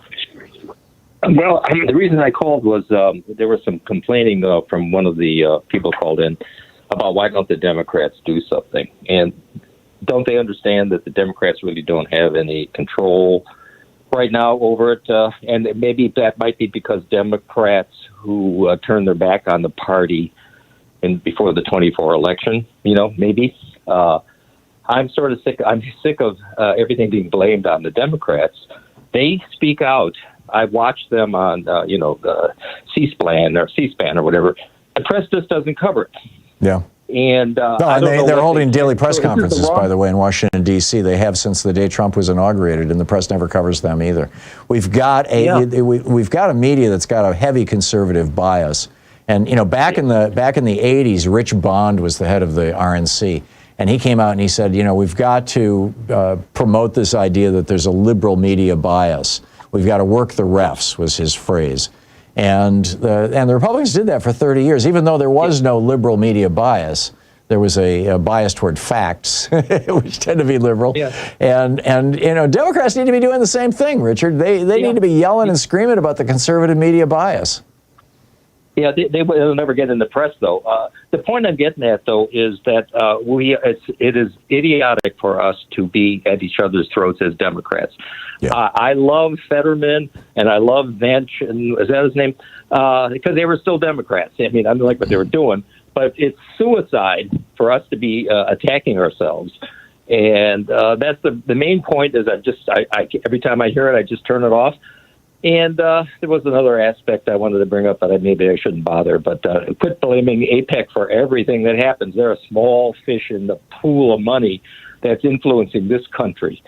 So, and you know what that happened? What happened from that was they turned their back on the Biden up over Gaza, for instance, and they put a guy in who's in the pocket of Bibi or Netanyahu. How crazy, how stupid could people be? Yeah. Richard, I think it's possible to criticize your own party for the purposes of making it better. I really do. And I don't see that as suicidal or shooting yourself in the foot or anything else.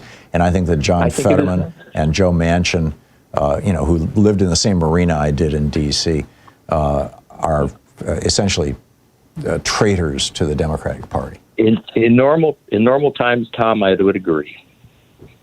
Not now. Yeah. I get it. I get the argument, Richard. Thank you for the call. Tom in Myrtle Beach, South Carolina. Hey, Tom, what's up? Yeah, I would just like to comment on something that you said last week. You said it a number of times, not just last week, and I knew this for years. It's about you saying the wealthy back in the 50s paid 91%. Well, I went on the internet to make sure I was right. They had a bunch of loopholes and deductions, and according to what I've been studying there, they paid really around 43%. Yeah, that's the whole point. You're exactly right. The reason that you have those loopholes is because those are behaviors you want people to engage in. Corporations, for example, the top tax rate, income tax rate in the 50s for corporations was 50%. Very few corporations paid even 5 or 10%. Why? Because if you invested money in new products, it was tax deductible. If you paid your employees more, it was tax deductible. If you gave people good benefits, it was tax deductible. Similarly, when the top income tax rate was 90%, what did you have? You had the Carnegie family endowing libraries all over the country. You had the Rockefeller Foundation creating a giant trust that was supporting all kinds of great efforts. You had very wealthy people typically not taking more than, in today's dollars, about $3 million a year, which is at the point at which about 70% income tax started kicking in. Yeah, so, people were engaging in the behaviors that we wanted them to engage in. When we did away with all those high taxation rates, we functionally did away with all those what you're calling loopholes, what I'm calling incentivized behaviors that are good for society. And the result is that we've got a bunch of greedy billionaires. Half a dozen of them at least have enough money that with their pocket change, they could end all child poverty in America. They could probably end most child poverty around the world. They could certainly end hunger in America. They could send every child that wants to go to college in America. But no, they're too busy trying to get their next $1 billion to build the next super yacht, to have a bigger penis-shaped rocket that they can ride into outer space. Well, there's a lot of billionaires living today that give a lot of money for philanthropy. But my idea is outside of Bill Gates and Warren Buffett, who? Oh, there's Cooperman. You got me on. I mean, if I would have known, you would have. Oh, my point is that they're the exception that proves the rule. Bezos gives out money. No, his wife does. His ex-wife does. Well, okay, his wife's a billionaire, okay? His ex-wife. There's a billionaire that's... Yeah, as I said, they're the exceptions that prove the rule. And they're not paying that. Yeah, but there's more, and I think you know that. But I don't know what... I just thought you should make it aware. But my question is, if somebody would make... there was a guy in Jersey that sold his sandwich franchise. He was worked part-time, and he built that thing. You probably can get a sandwich here in Oregon. And he made $6 billion. How much money should he pay in taxes on that $6 billion? My point is not how much money he should pay in taxes. My point is, what kind of behaviors among the morbidly rich do we want to incentivize or punish? And that's what you do with tax code, Tom. You need to go back and look up the whole purpose for tax codes. It's not just to raise money. It's to incentivize corporate and individual behavior. You're listening to the Thom Hartmann Program. Call 202-808-9925. 27 minutes past the hour. Picking up your calls. I'll be right back with you.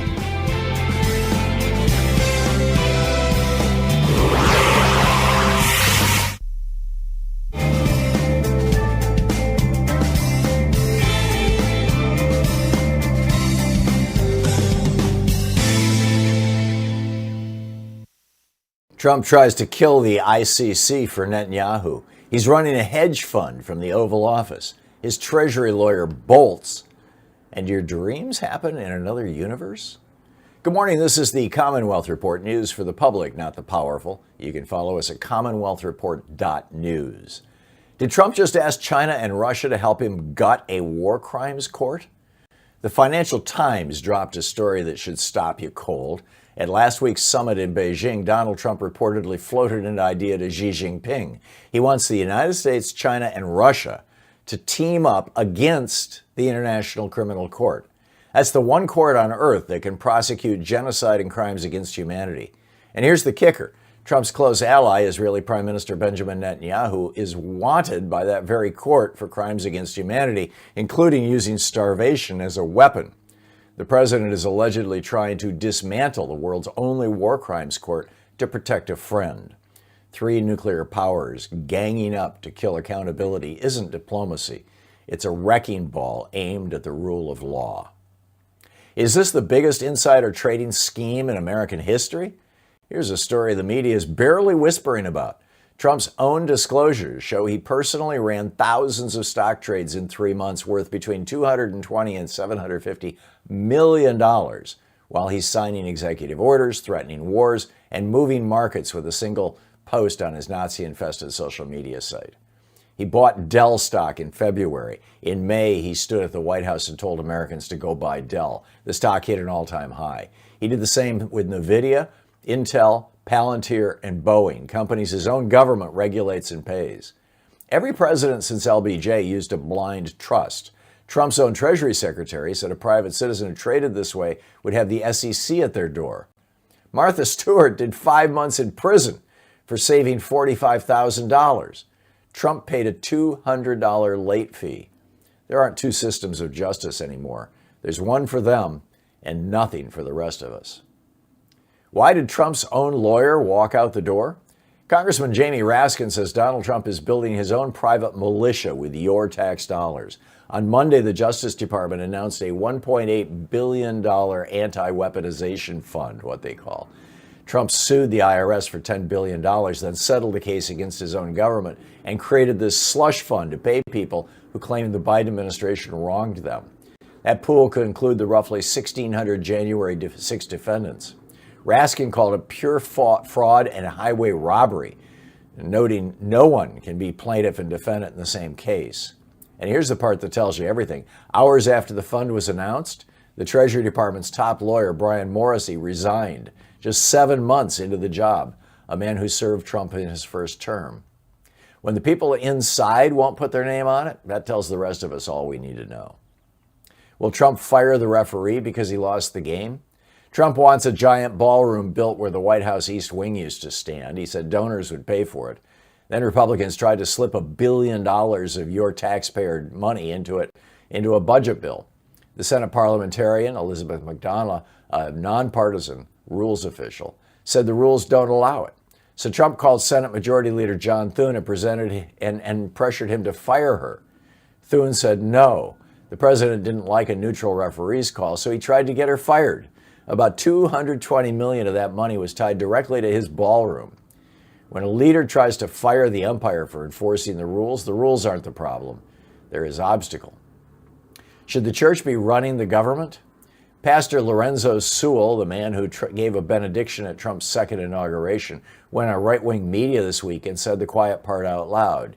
He declared, quote, Jesus was a politician. He said the founders believed the church should lead the state and the separation of church and state should end.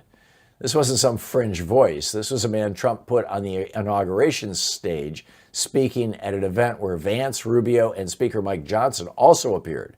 The whole American experiment was built on keeping any one religion from running our government. When people that close to power say the church should lead the state, they're not describing America. They're describing a theocracy. Are your dreams real in another universe? Let's end somewhere else. A scientist named David Long has a bold hypothesis. He thinks your dreams might be windows into other realities. The idea borrows from quantum physics, the notion that every choice creates a branching universe. Long's theory is that during sleep, your consciousness might briefly visit those other versions of you. The recurring dreams, the familiar faces, the same faces. Maybe those aren't random. Maybe they're return visits. Now, mainstream science firmly disagrees. Most researchers say dreams are just your brain sorting memories or rehearsing danger. But here's why it sticks with you. Sometimes a dream doesn't feel imagined. It feels lived. Whether that's storytelling or something we don't grasp yet is still a wide open question. And that's the way it is today, Tuesday, May 19th, 2026. I'm Thom Hartmann. Did you know that every weekday we send out an email before the show giving you all the topics coming up so you can be fully informed and ready to interact with our program? Or that after the show we send out Sue's Stack, a list of every topic I've discussed along with clickable hot links to every source of information I've shared with you on the air? It's all completely free and available over at thom.tv, THOM.tv. Check it out.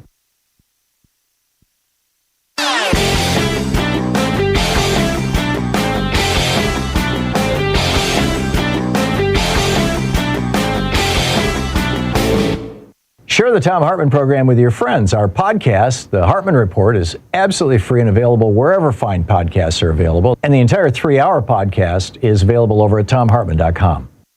So MAGA Mike and the Republicans want a religious test for people running for public office. They want to know that you are sufficiently Christian to be worthy of being elected. Right. MAGA Mike is one of these 7 mountain evangelicals. There are 7 domains where these dominionists believe that we need to have religion completely take them over. Education, religion, family, business, government, military, arts and entertainment, and the media.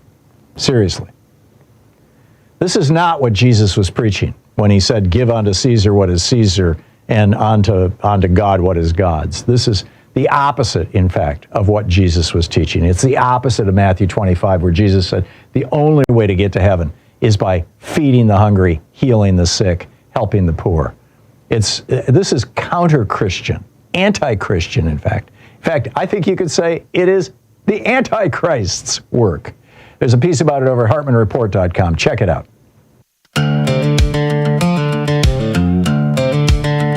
35 minutes past the hour, picking up your calls here. Dave in Venice, California. Hey, Dave, what's up?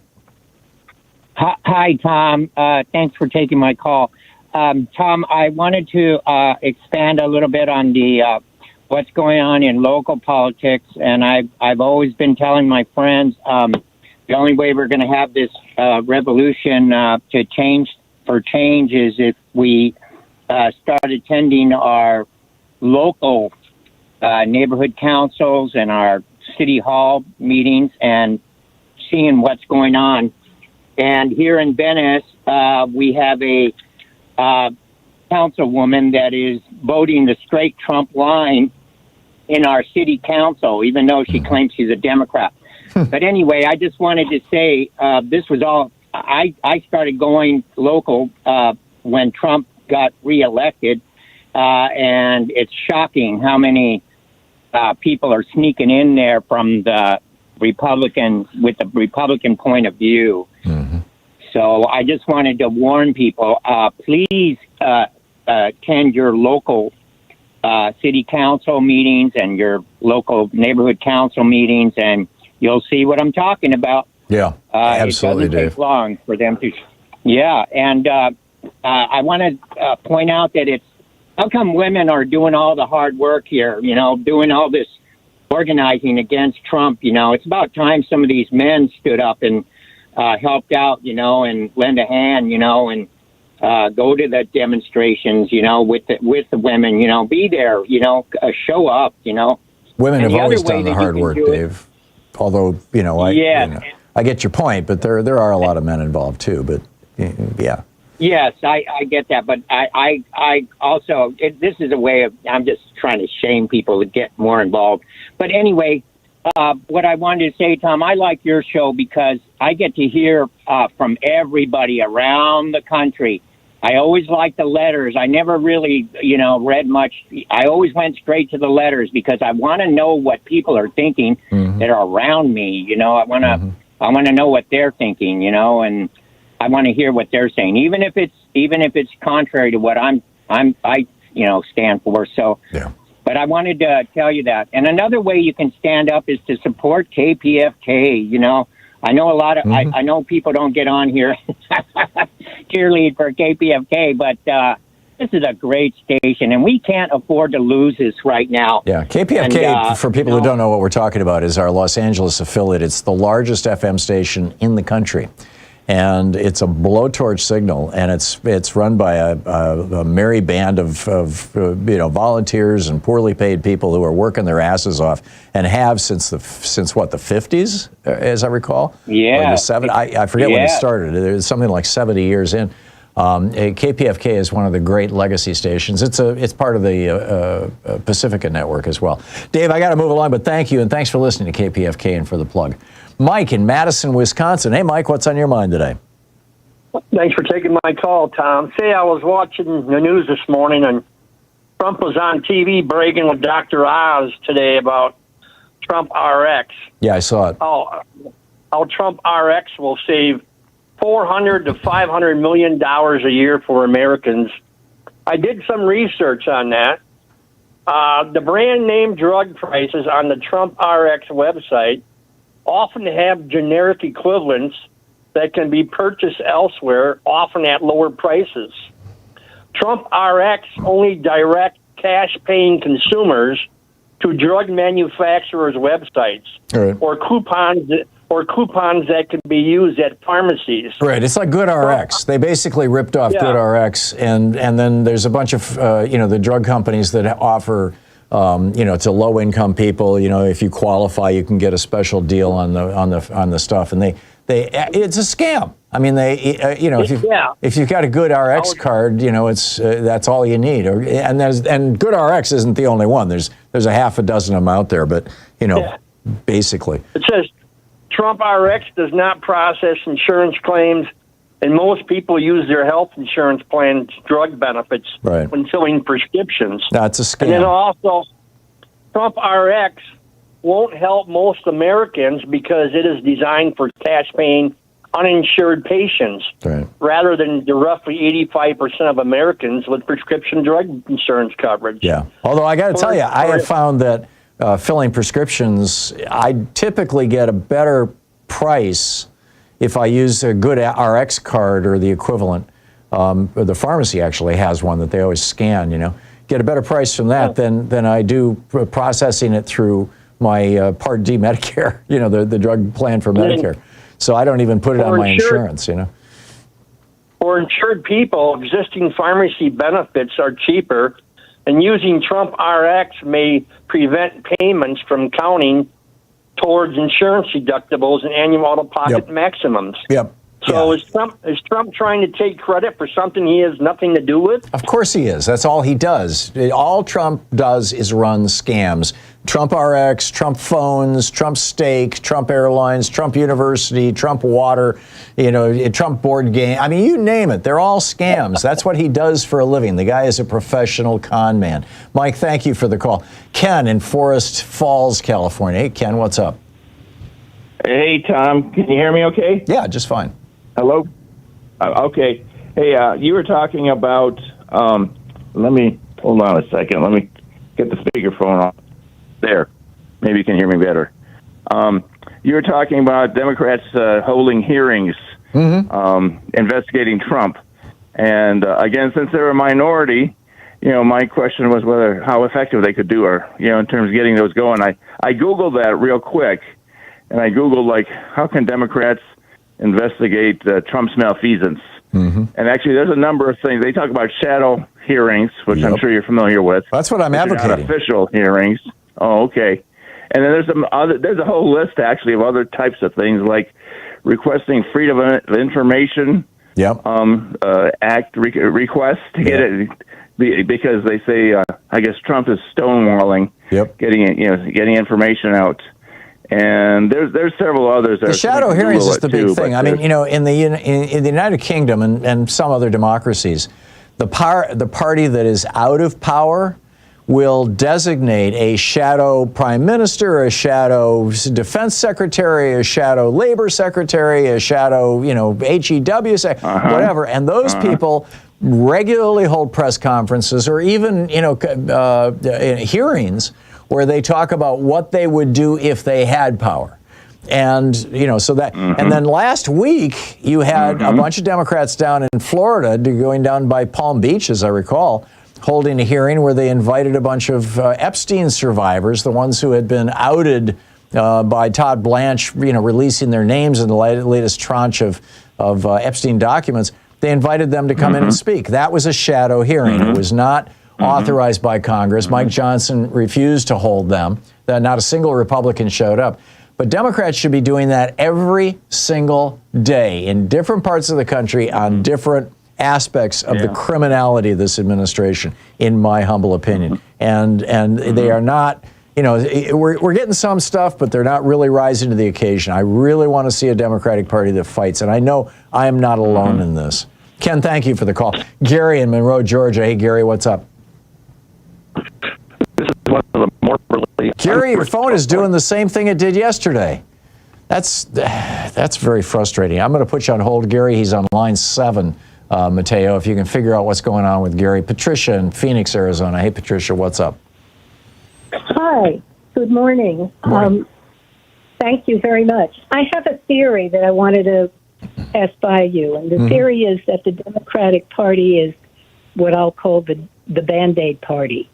They pass a dinky little bill giving a tax credit to this or a whatever kind of Band-Aid other than tax credit for something else. And then they get to point to it and say, see, I care. We're helping you. Yeah. But they never put themselves on the line for helping the people systemically. In fact, I think that's why Mandami got voted in, is he had specifics, and they were comprehensive, and they were systemic. Yep. And it's not merely going back to the Democratic Party of 40 years ago, but getting a systemic difference and having a Project 2025 version for Democrats. And, well, I'm a progressive. And And they don't, and the Democratic Party doesn't seem to do that. And I know that there's a progressive end and then the other end. And every time they say vote blue, we have to just vote blue. Yeah. Here's the problem, Patricia. When Lyndon Johnson rolled out Medicare and Medicaid, for that matter, the insurance companies screamed bloody murder because they were going to lose money. Right. They lost a lot of money as a result of those things. Lyndon Johnson said, "Screw you guys. I'm going to do it anyway because it's the right thing for America." When Obama was looking at rolling out a national health care system, he invited the health insurance companies in because starting in 1992, with Bill Clinton adopting neoliberalism, picking up Reaganism, the Democratic Party, by and large, institutionally, and I understand why, by the way. They did this because the Supreme Court had changed the rules of the game and said it's legal to bribe politicians. The Democratic Party said, going forward, we want to continue doing good things for Americans, but we want to figure out a way to do it in the neoliberal fashion. We want to do it with big corporations. We want to bring them along, and of course they'll kick back money to us in the form of campaign contributions. And that was the essential core of the Clinton and Obama administrations. Joe Biden abandoned that and said, I'm going to do what's right even if the big companies don't like it. And he had some really good efforts in that regard, particularly his efforts to undo student loan debt, which the banks were squealing bloody murder about. But, that's all gone now because Biden is gone. He didn't do a good job of telling Americans what he was up to. He wasn't, largely supported by the Democratic Party. But, I think he was one of the best presidents of my lifetime. One last thing is one of the reasons people in Trump 1.0 turned to Trump is that he said he was going to drain the swamp. Yeah. And that's how he got votes. And if we could do that as a Democratic progressive party. Exactly. He is the swamp. Patricia, thank you. We'll be right back. You're listening to Thom Hartmann. Visit thomhartmann.com for audio and video archive. Exposing the con in conservative. I'll be right back with you.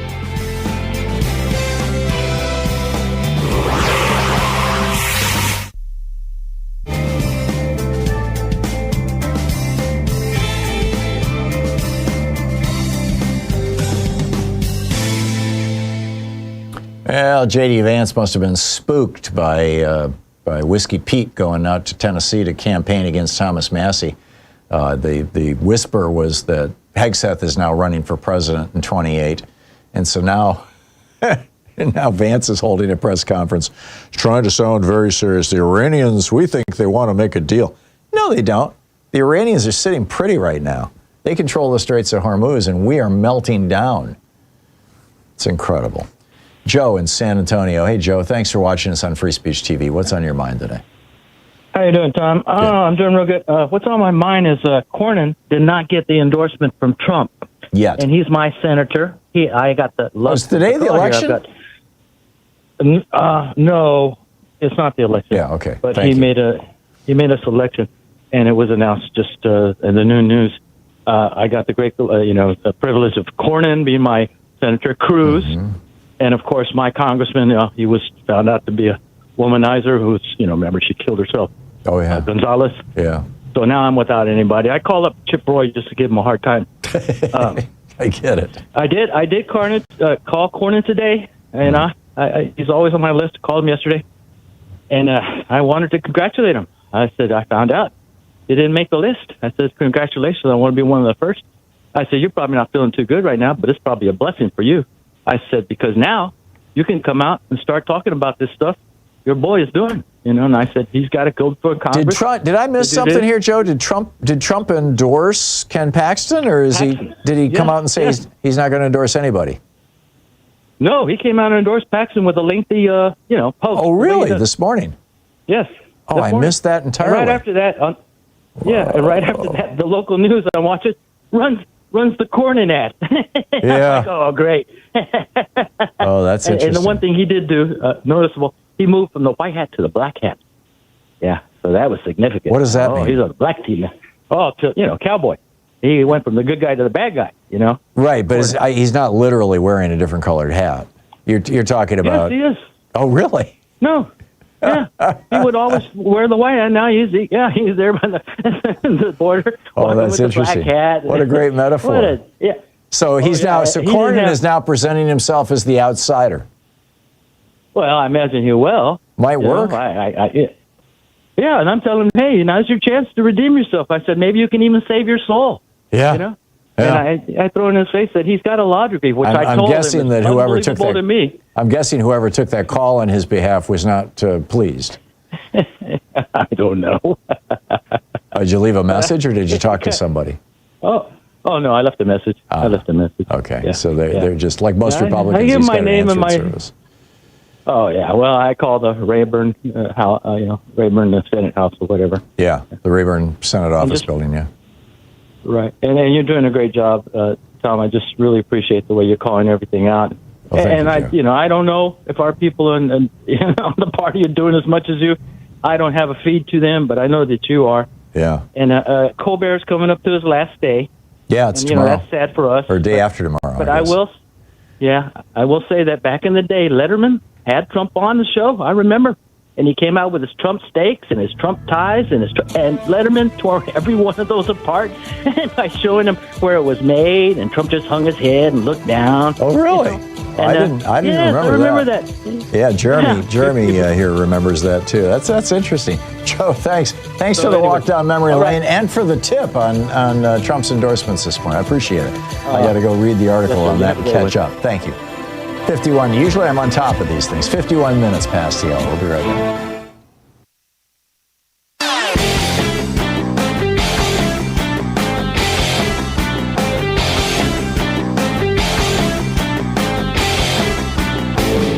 Hey, thanks so much for sharing our program and for reaching out to our stations and sponsors and letting them know that you're listening. It really means a lot to us. So have you noticed that the Republicans are pretty much not talking about a constitutional convention anymore? They used to be gung-ho to rewrite the Constitution. They wanted to put corporate personhood in there. They wanted to change it so that women can't vote. They wanted to do away with the election of senators, repeal the 17th Amendment, take us back to them being appointed by the states. They had all these they wanted to outlaw labor unions, all these weird ideas, but they've stopped talking about it. I mean, they're still moving forward on it, but it's not. Project 2025, for example, their ultimate talking document, does not have one single mention in it about a constitutional convention. Why would that be? Well, it's because the Supreme Court is doing their work for them. I mean, they have overturned Article 2. They've overturned the First, Fourth, Ninth, and 14th Amendments. They've overturned Article 1, Section 7. All the details of this whole thing are over at HartmannReport.com. You got to check it out.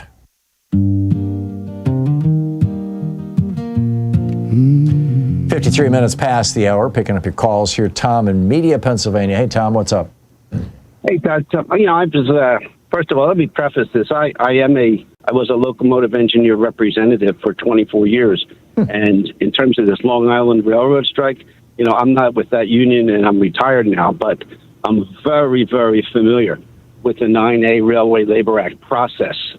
And to the extent that I see this is a really, really good victory for skilled unions and railroad people. They got pretty much exactly what they wanted. Oh, did they win? Is the strike over? Yeah, the strike's over. The settlement is very, very close to what they wanted. They got close to 4.5% at the end, and most importantly, they didn't have to give up any work rules, which accounted to 5% of their incomes. Yeah. See, pattern bargaining is very bad for skilled people because it compresses wages.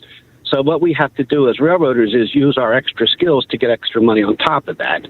But this PEB board, I just want to remember we were talking about. I said that the Teamsters went with the Republicans this time, skilled unions. Well, I know for a fact that administrations have huge effects on the railroad bargaining process in terms of the timing and who they select as the mediators. Right. And this administration can do three things. It could be bad for unions, it could be down the middle, or it could be pro-union. Now, this administration wasn't pro-union, but they cut the time that we were spending and wasting on mediation. That's why Kathy Hochul is trying to blame the strike on him, which was very fair and a plus to the unions. Yeah. And he appointed neutral arbitrators that were really down the middle. He could have put some really right-wing people on there if he was anti-union. Yeah. So as a result, now the intent might not have been for the victory for us. But he was very, I'm very I'm glad it worked out, Tom, and thanks for the heads up on that. Gary in Monroe, Georgia. You want to try it again, Gary?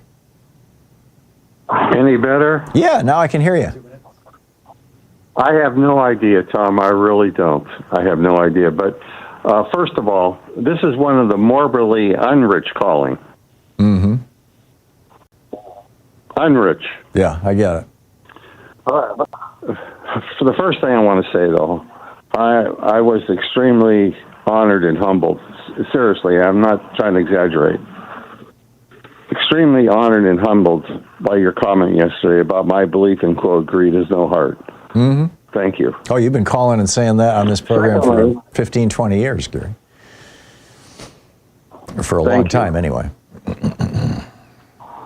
Well, me and you have figured out the core reason, haven't we? Mm-hmm. Yep. We got to figure it out. Here's the problem.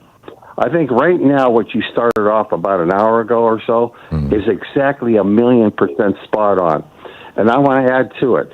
We've got to flood the airways, flood the phone calls with our senators and reps, both. Flood it. Flood it as much as you can with these legitimate, legal ways to fight this. And they're all legal and right. Yeah. They're in the wrong, we're in the right. Yeah. Now, but here's what the problem is, and we talked about this before I close out here. I know I'm bumping up against the top of the hour. The problem is Go ahead. The problem is the ongoing problem. It's the people that are going to have to do it in the end. Look yourself in the mirror. What are you doing to change this? This is serious business. We're losing our democracy. Call your rep, people, and your senator right now, not tomorrow, right now. Call them as I get off the air and demand it. Yeah.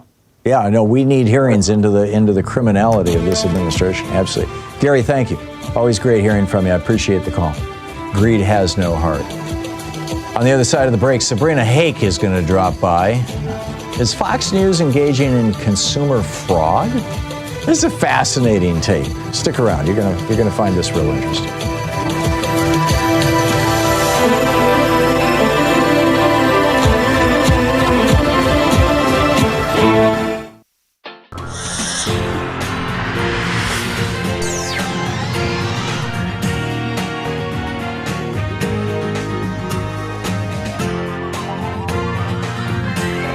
We say fight back!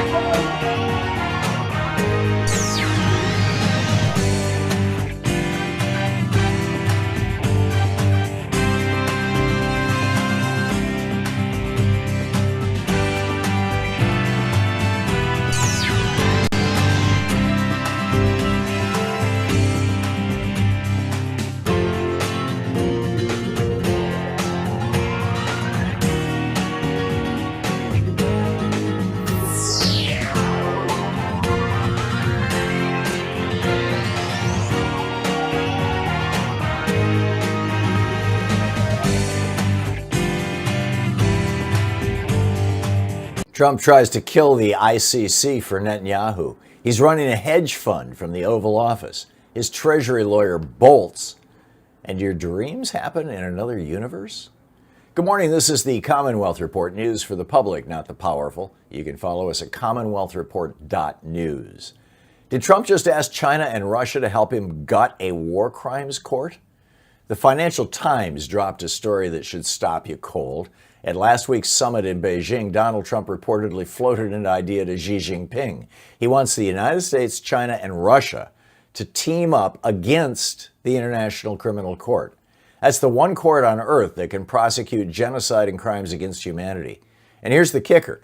Trump's close ally, Israeli Prime Minister Benjamin Netanyahu, is wanted by that very court for crimes against humanity, including using starvation as a weapon.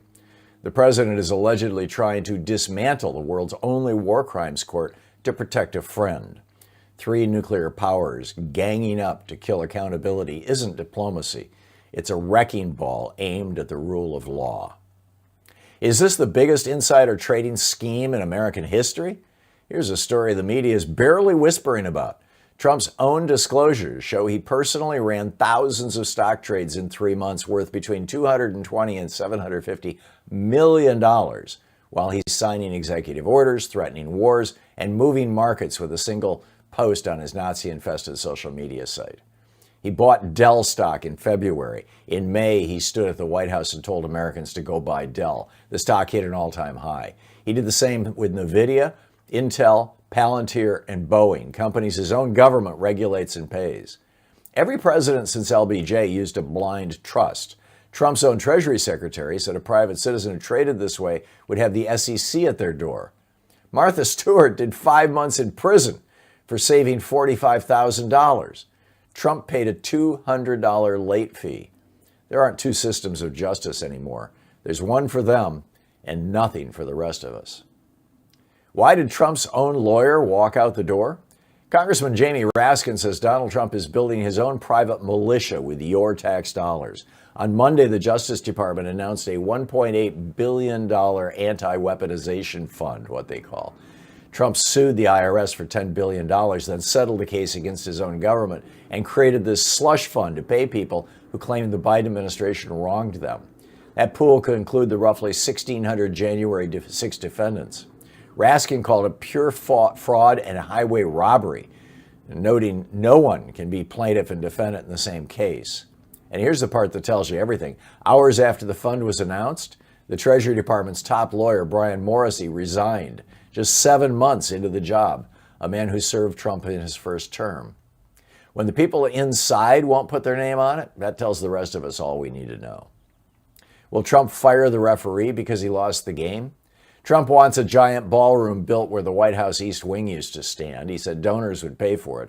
Then Republicans tried to slip $1 billion of your taxpayer money into a budget bill. The Senate parliamentarian, Elizabeth McDonough, a nonpartisan rules official, said the rules don't allow it. So Trump called Senate Majority Leader John Thune and pressured him to fire her. Thune said no. The president didn't like a neutral referee's call, so he tried to get her fired. About $220 million of that money was tied directly to his ballroom.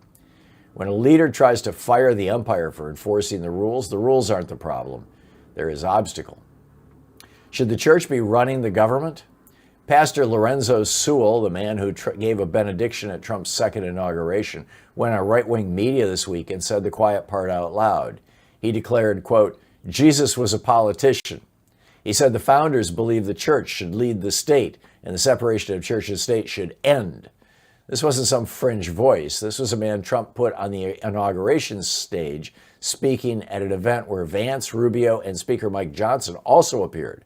The whole American experiment was built on keeping any one religion from running our government. When people that close to power say the church should lead the state, they're not describing America.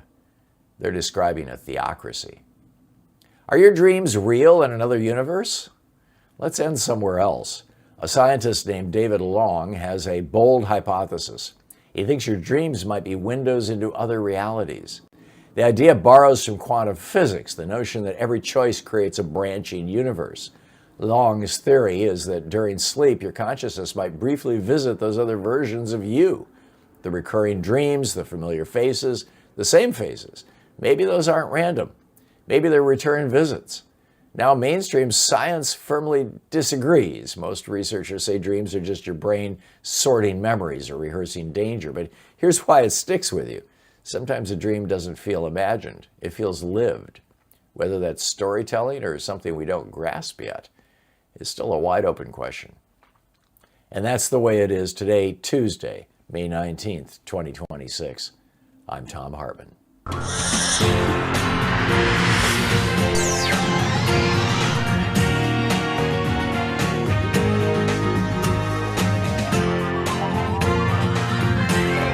We say fight back!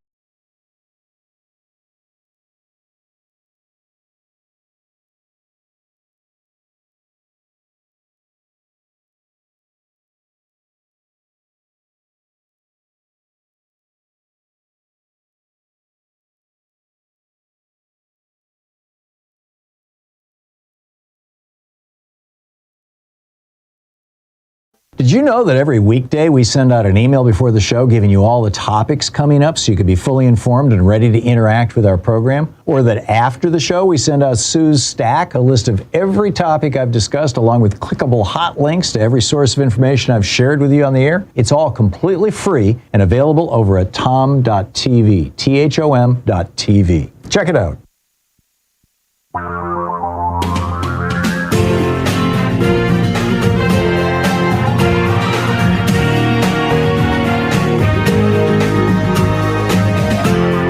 This is the Thom Hartmann Program.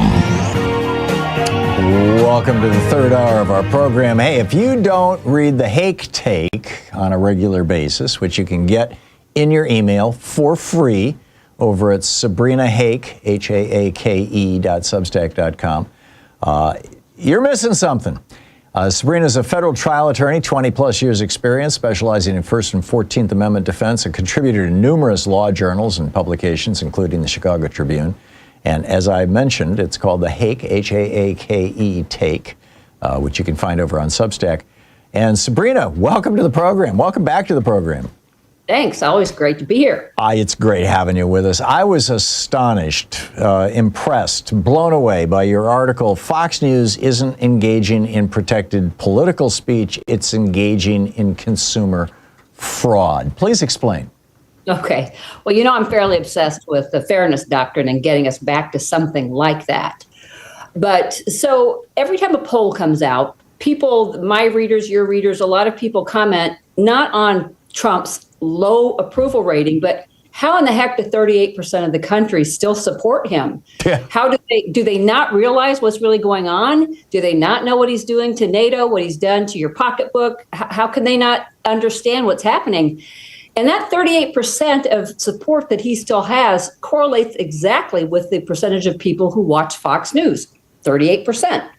And they don't diversify their intake. Unlike other media consumers, Fox News viewers consume Fox News exclusively. And I don't mean to pick on Fox, but they are the biggest offender here. There are others that are similar. The left is not immune. The point is that Fox, on a daily, hourly basis, engages in pro-Trump propaganda. You don't have to spend 5 minutes watching it to figure out that that's true. So I've been a First Amendment lawyer for a long time. I've litigated First Amendment cases. Sounds loftier than it is. It's because I've defended a municipality for some years. And I know a little bit about what the First Amendment protects and what it doesn't. False statements under First Amendment law are protected unless they hurt someone. If somebody is profiting from false statement and somebody is being hurt financially from false statements, that usually comes under the fraud exception to the First Amendment protection.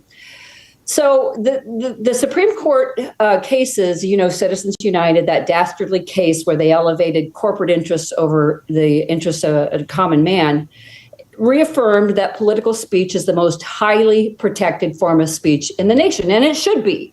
The whole reason for our First Amendment was to protect the free exchange of ideas.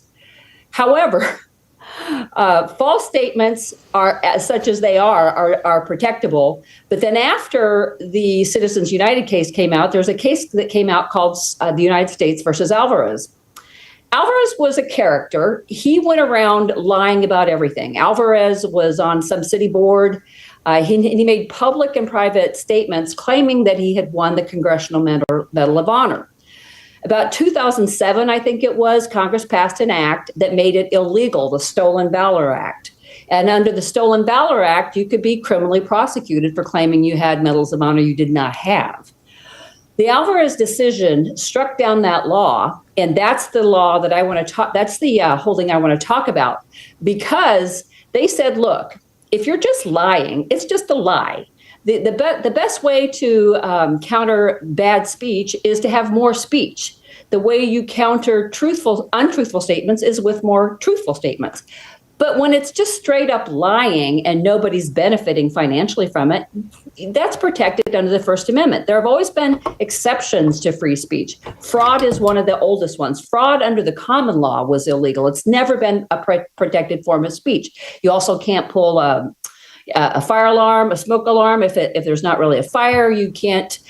Child pornography, words of incitement. There are several categories of speech that are just speech, but because they have so much potential for causing damage, they are not protected under the First Amendment. And commercial fraud is a big one. So when you look at the holding of Alvarez, where the Supreme Court said, look, it's just a lie unless someone's profiting on one side and somebody's hurt on the other side, then it's just a lie and it's not protected. But if someone is gaining financially from that false speech and someone else is being harmed from that false speech, that is fraud. And as I listen to Fox News and watch Fox News, I try not to do a lot of it, but what they are doing is pure Trump propaganda. Once in a while, they'll inject some fact, or they'll have Pete Buttigieg on the program. But by and large, it's about 95% pro-Trump propaganda. And of course, they are doing this for the benefit of their viewers. In the Dominion case, where Dominion sued them for false statements, for falsely claiming that the 2020 election was stolen, which of course it wasn't, Fox operatives admitted under oath that they lied for profit. Murdoch admitted it.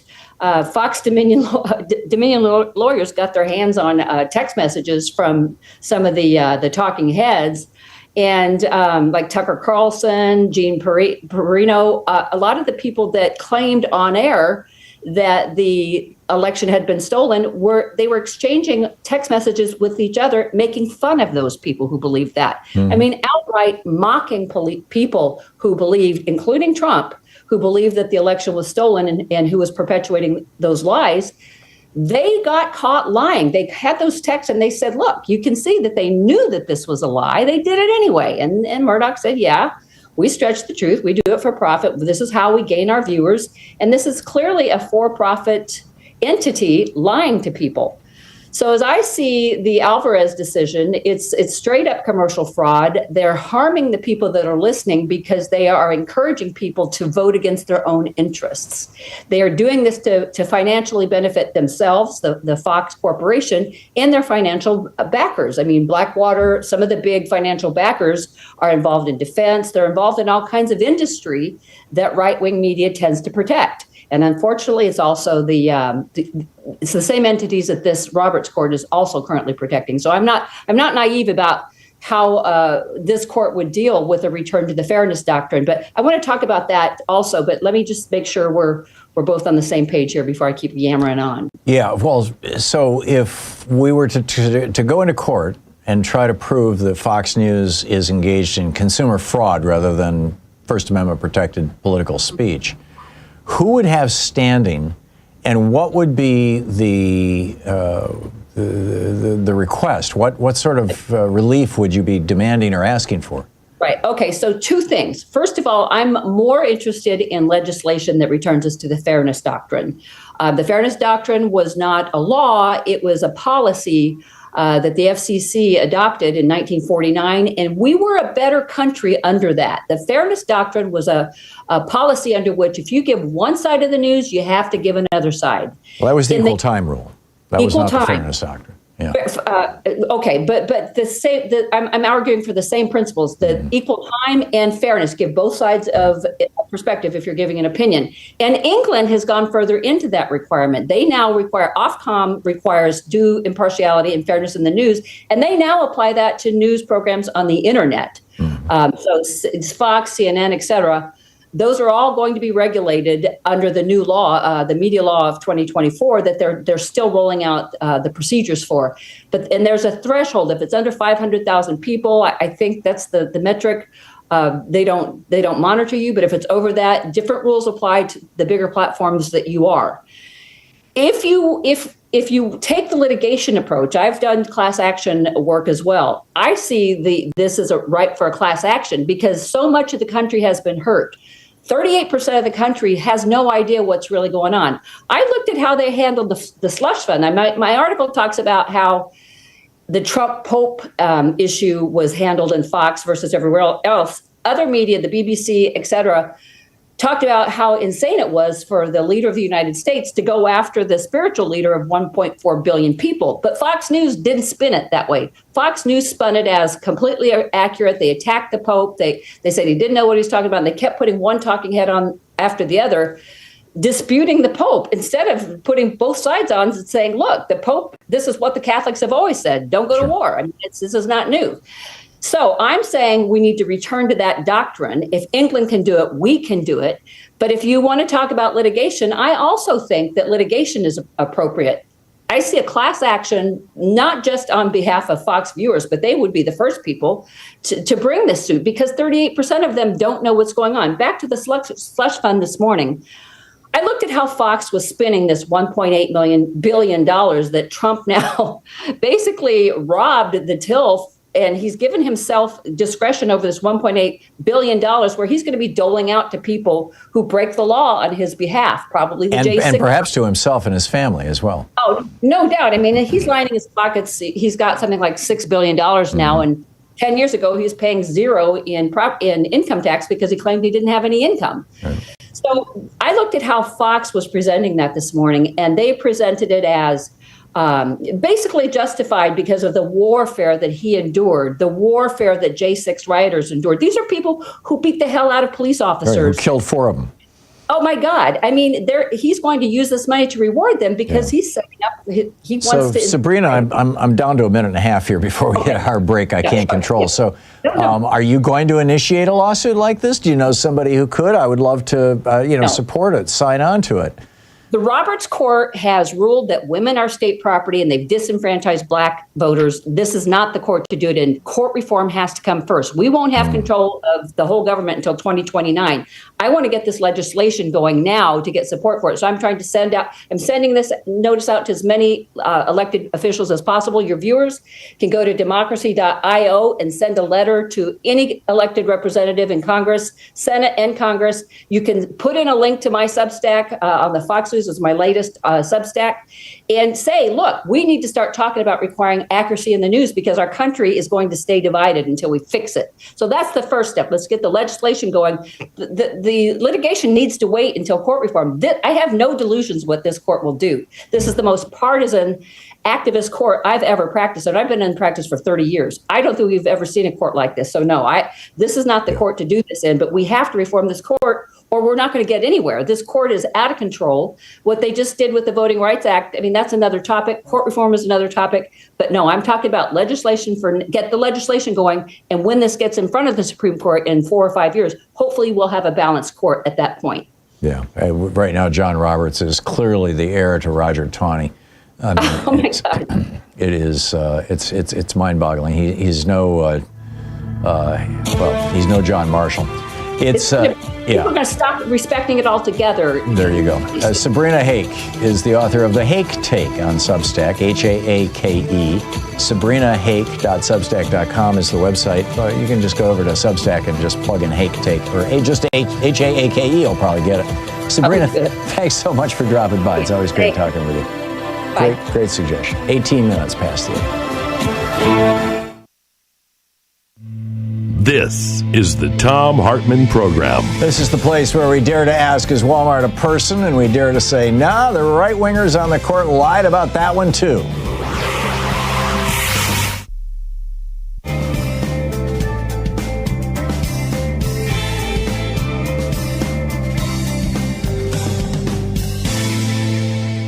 And welcome back, Antonio in Gardena, California. Hey, Antonio, what's up? Hey, how are you, Tom? Good. Tom, I'm just listening to your show and, just listening to the lady that just spoke. She's 110% on everything. She's right. But the problem that we have is that we're giving, the Democratic Party is not pursuing what we should be. We should be a party taking care of people with jobs, taking care of education, and taking care of, the things that are important to us. Instead of, I hate to say this, but, pausing on all of the, the gay rights and the situations that I'm okay with it. I like gay people. I have no problem with it. It's the rest of the country. The country in the Middle East, the Southwest that sees these things, and they put everything together. So now all of a sudden, immigrants are bad, and the gays are bad, and the cross genders are bad, and we get nothing done. Republicans and political hustlers in general will always find somebody to vilify. If it's not Jews, it's gay people or queer people. If it's not queer people, it's Hispanics. If it's not Hispanics, it's undocumented people. If it's not them, it's Somalis eating your dogs and cats. I mean, they're always going to come up with lies. Going along with those lies or saying that as a party we're going to abandon the least capable of defending themselves. We're going to abandon the most vulnerable people in this country to the hate from the other side. I think is not just morally reprehensible, but I believe it's political suicide. I get it that Trump ran that ad of over and over and over again, saying that Kamala Harris was going to offer free transgender surgery to people in prisons. This was like from 25 years ago. I get it, and that might have helped him win the presidency. I don't think that that's actually the reason he won. I think he won in part because she refused to repudiate Joe Biden's policy of supporting Netanyahu and bombing the crap out of Gaza. I think that was the main thing that caused, roughly 5 million Democratic voters not to show up. But I strongly disagree, Antonio. I think that, abandoning vulnerable people just makes us all smaller. Tom, I'm not saying we abandon them. I just say we put them on the back burner while we get our people in office and get the things done that we want. Yeah, I get it. That's kind of the James Carville conventional wisdom right now. The Democratic, the institutional Democratic Party. I think it's wrong. I just think it's wrong. Is it? So let me ask you one more thing. I'm a Latino. I came to this country. I was undocumented. Obviously I went through the process, and I'm a U.S. citizen now. I've done well for myself. I own a home. I have money. My niece has graduated from college. Does it concern you that Trump wants to strip you of your citizenship? Well, of course it does. But that's the whole point. I think, instead of us, putting Latinos that have done well in this country, putting them up on stage, we don't say anything. We're afraid. Yeah. We're afraid for these people to come out at us. Yeah. It's scary. Well, Trump hates Latinos, and Stephen Miller apparently has a very weird thing about Latino women.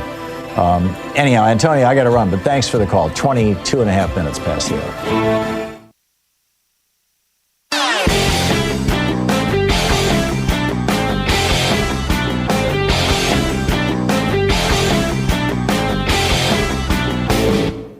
Tired of news that protects the powerful? Get reporting with a backbone at the Commonwealth Report. News for the public, not the powerful.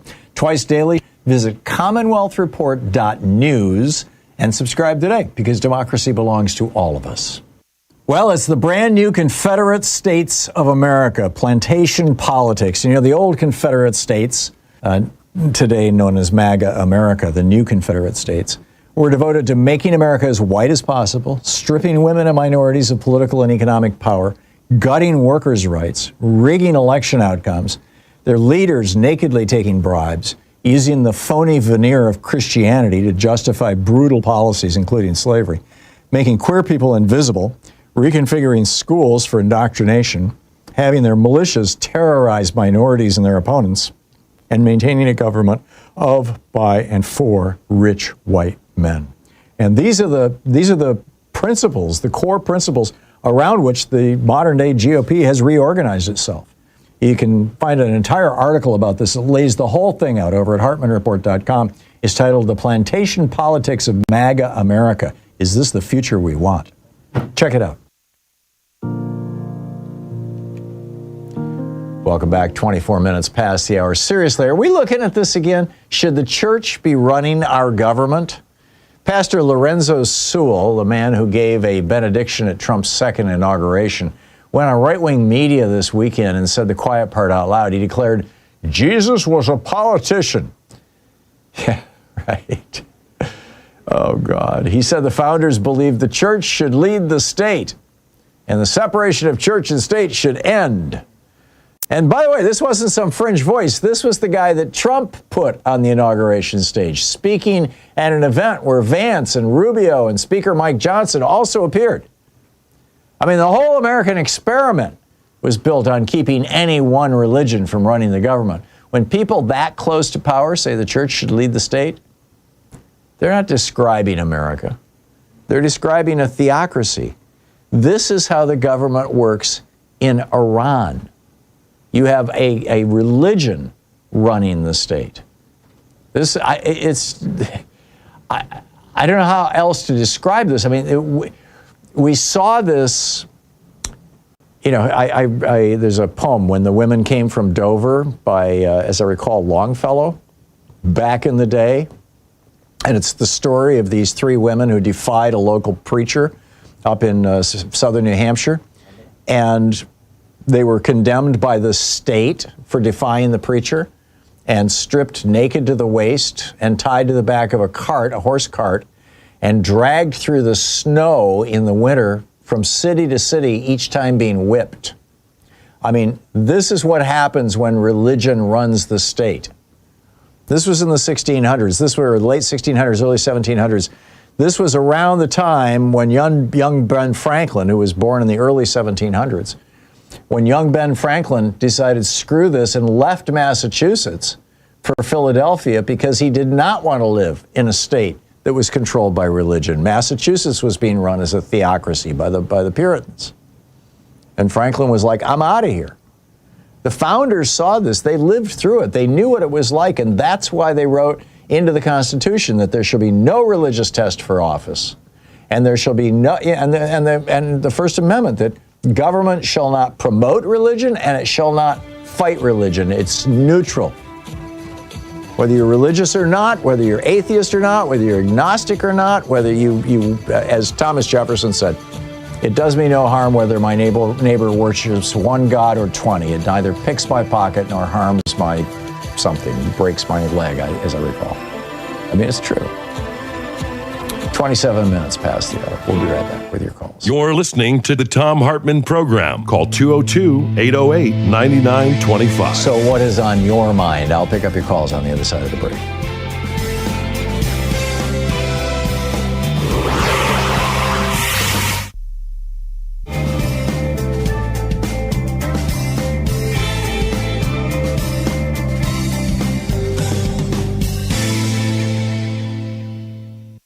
Trump tries to kill the ICC for Netanyahu. He's running a hedge fund from the Oval Office. His Treasury lawyer bolts.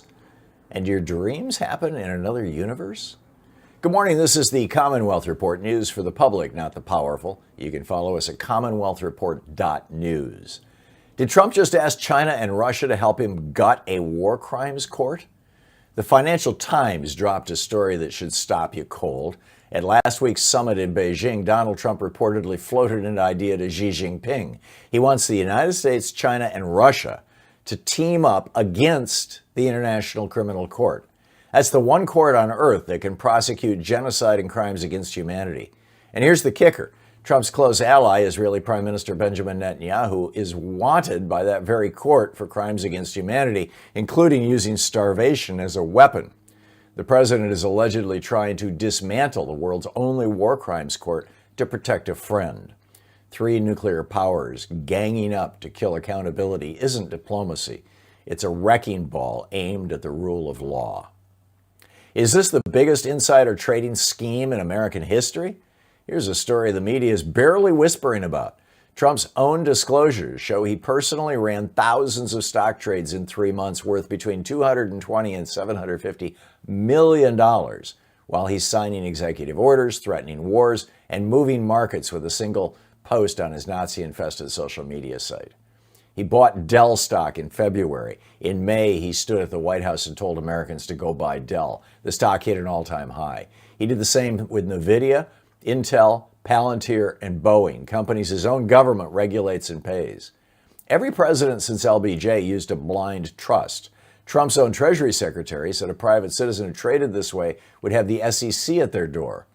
Martha Stewart did 5 months in prison for saving $45,000. Trump paid a $200 late fee. There aren't two systems of justice anymore. There's one for them and nothing for the rest of us. Why did Trump's own lawyer walk out the door? Congressman Jamie Raskin says Donald Trump is building his own private militia with your tax dollars. On Monday, the Justice Department announced a $1.8 billion anti-weaponization fund, what they call. Trump sued the IRS for $10 billion, then settled the case against his own government and created this slush fund to pay people who claimed the Biden administration wronged them. That pool could include the roughly 1,600 January 6 defendants. Raskin called it pure fraud and highway robbery, noting no one can be plaintiff and defendant in the same case. And here's the part that tells you everything. Hours after the fund was announced, the Treasury Department's top lawyer, Brian Morrissey, resigned just 7 months into the job, a man who served Trump in his first term. When the people inside won't put their name on it, that tells the rest of us all we need to know. Will Trump fire the referee because he lost the game? Trump wants a giant ballroom built where the White House East Wing used to stand. He said donors would pay for it. Then Republicans tried to slip $1 billion of your taxpayer money into a budget bill.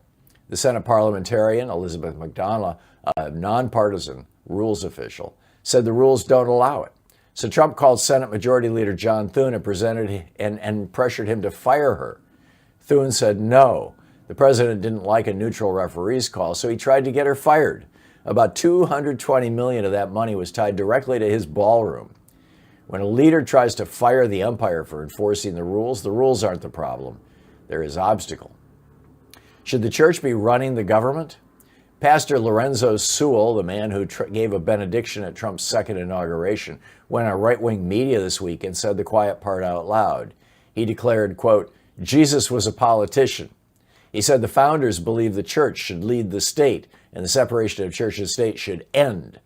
This wasn't some fringe voice. This was a man Trump put on the inauguration stage, speaking at an event where Vance, Rubio, and Speaker Mike Johnson also appeared.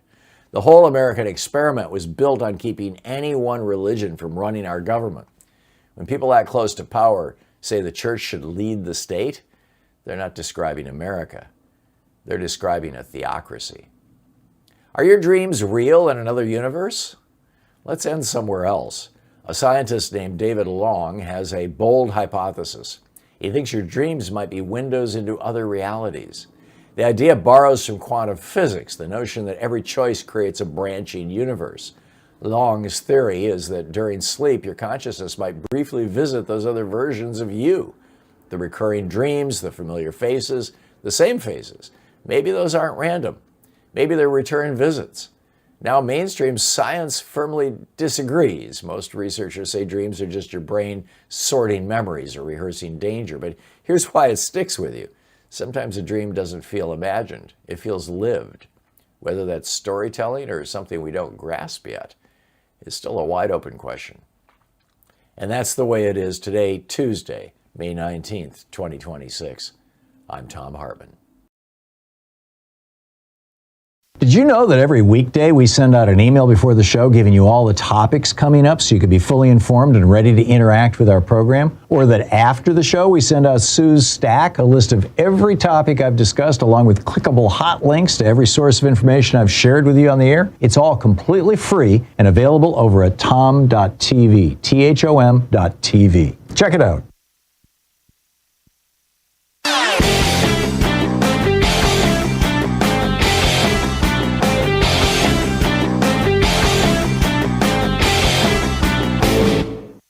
Don't let billionaires shape your understanding of the world. The Hartmann Report brings you powerful, independent insight, free, clear, direct, and uncompromising.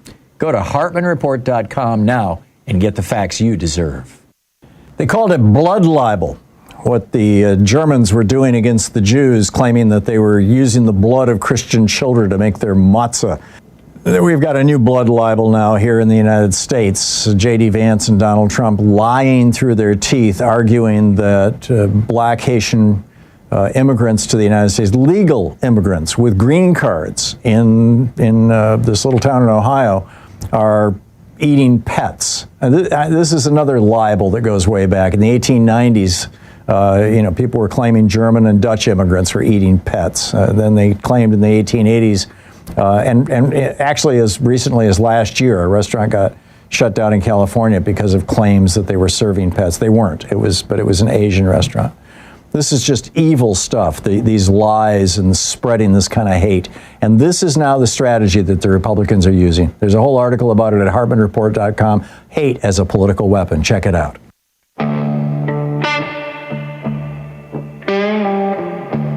Welcome back. 35 minutes past the hour. What's on your mind today? Wayne. Hey, Wayne, where are you driving your truck today? Just outside of Hotlanta. Okay. My old stomping grounds. Yeah. Yeah. I just have a quick question for you.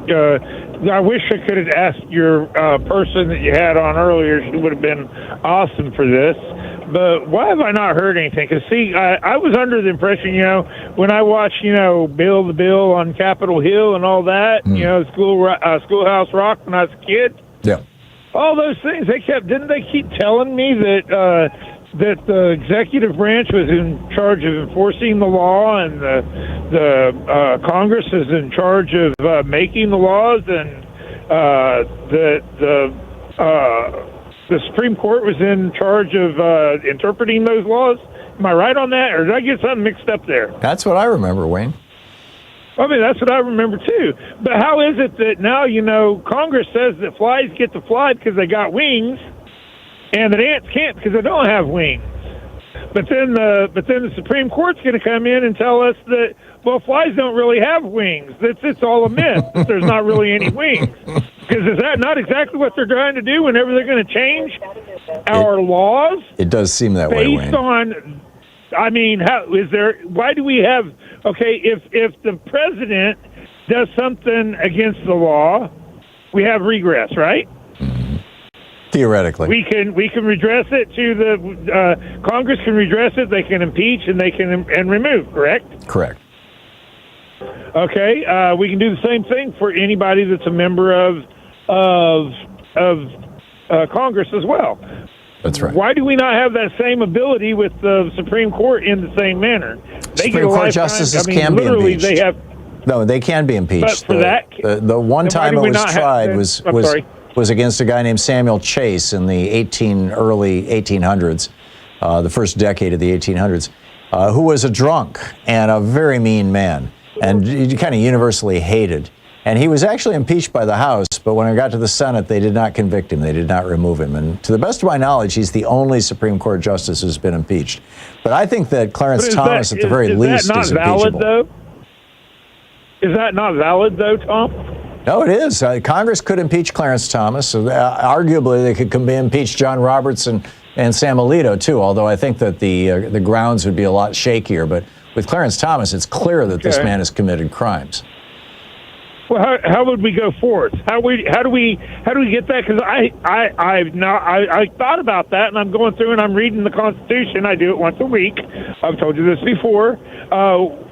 Why I'm going through here? Why am I reading this and I can't find anything that says anything that they have the power to just say, okay, well, we don't believe that that's in use anymore. We're just going to change the law. There's nothing in the Constitution that says they can do that, but yet I've heard nobody saying anything about that. On either side saying anything. Right. Where you will find that is in 1815 in a decision called Marbury versus Madison, where John Marshall, the Chief Justice of the U.S. Supreme Court, ruled that somebody has to say what the law is. That's a verbatim quote. And what he meant was that the Supreme Court is the one who is the ultimate arbiter of the meaning of law, particularly when it's ambiguous, but sometimes even when it's not. So the Supreme Court gets to make these decisions. And that decision has stood ever since. I mean, nobody has ever seriously challenged Marbury. That was literally a part of the law that was put in, and it's not just a part of the law. That's an amendment. That's a part of the Constitution. How are they going to come in and say, well, that part of these lines in the Constitution no longer hold? You know, I've got every single black, non-white, ethnic, gay, I don't care what minority it is, it'll tell you that we still have racism, we still have, these things all still apply, but, you know, their lived experience says otherwise, but yet the Supreme Court says it doesn't happen anymore. Yeah. And we're supposed to live with that and be okay with it. I've got a problem with that. I do thank too. you very much, Tom. Yeah. And you have a blessed day. Thank you, Wayne. sir. I appreciate it. And it's good to hear from you. And you've identified a very real problem. Kevin in Clearwater, Florida. Hey, Kevin, what's on your mind today? Tom, good to talk to you again. Thank you. Called for one reason. Called on Anything Goes Friday, but I didn't get on. And you always close your show with saying, you're it.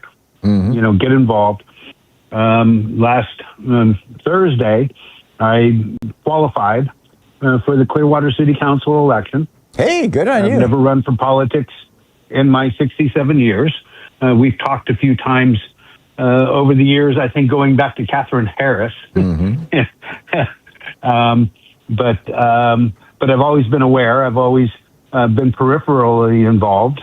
I am chairman of the Clearwater Citizens Marine Advisory Board from my many years in the boat business. But I've also been a business owner and built 3 different businesses in my 33 years here in Pinellas County. And I felt it was time to step up. The same people that bought 3 seats 2 years ago are out to buy the other 2 and have a 5-0 vote on everything they want to do, which is to close golf courses and build private recreation areas, which is to pollute our streams with the microplastics from them. And I could go on, but I won't. This is your local billionaires? Is that the deal, Kevin? Well, millionaires, the father-in-law of one of the people running for seat 4. Fortunately, I'm seat 5. Her husband is on the county council. It was gifted to him by Ron DeSantis.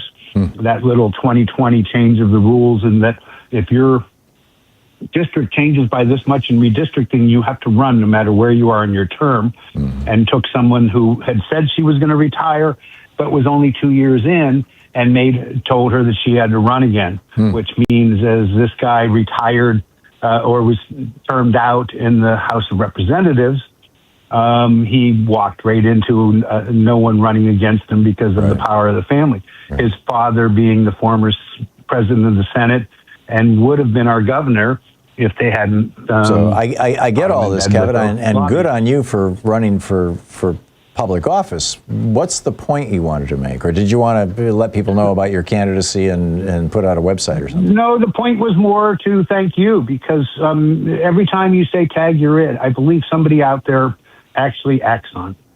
It's happened a lot.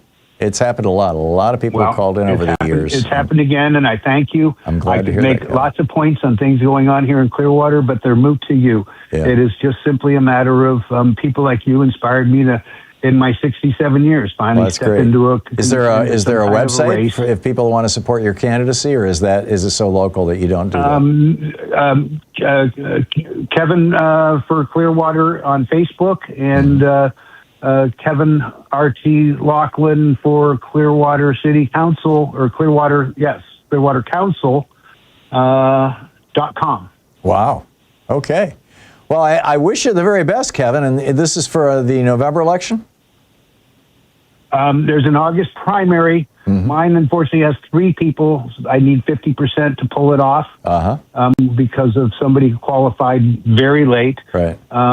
Or winner takes all in November. Hopefully I can convince enough people that, just so you know, one of my opponents is the 26-year-old assistant to Representative Paulina Luna. Oh, geez. Who has been groomed and already has $40,000 in the bank by these same powers that be, and I have $5,000 in the bank, 4 of it being mine. So, well, I wish you the very best, Kevin. Climb, yeah, but as you can see, I don't take scuff, and I'm gonna win this election in August. Yeah, well, I hope so, and give us a shout after the election and let us know how you did. Okay. I'll invite you to the party. Okay, and any lessons learned, too. I'd love to hear that. Kevin, I wish you the very best. Good luck. We'll be back with more of your calls in just a moment. It's 44 and a half minutes past the hour here on the Thom Hartmann program, the place where despair is not an option. Get active, like Kevin did. You're listening to Thom Hartmann. Visit ThomHartmann.com for audio and video archives. Helping you win the water cooler wars. I'll be right back with more of your calls.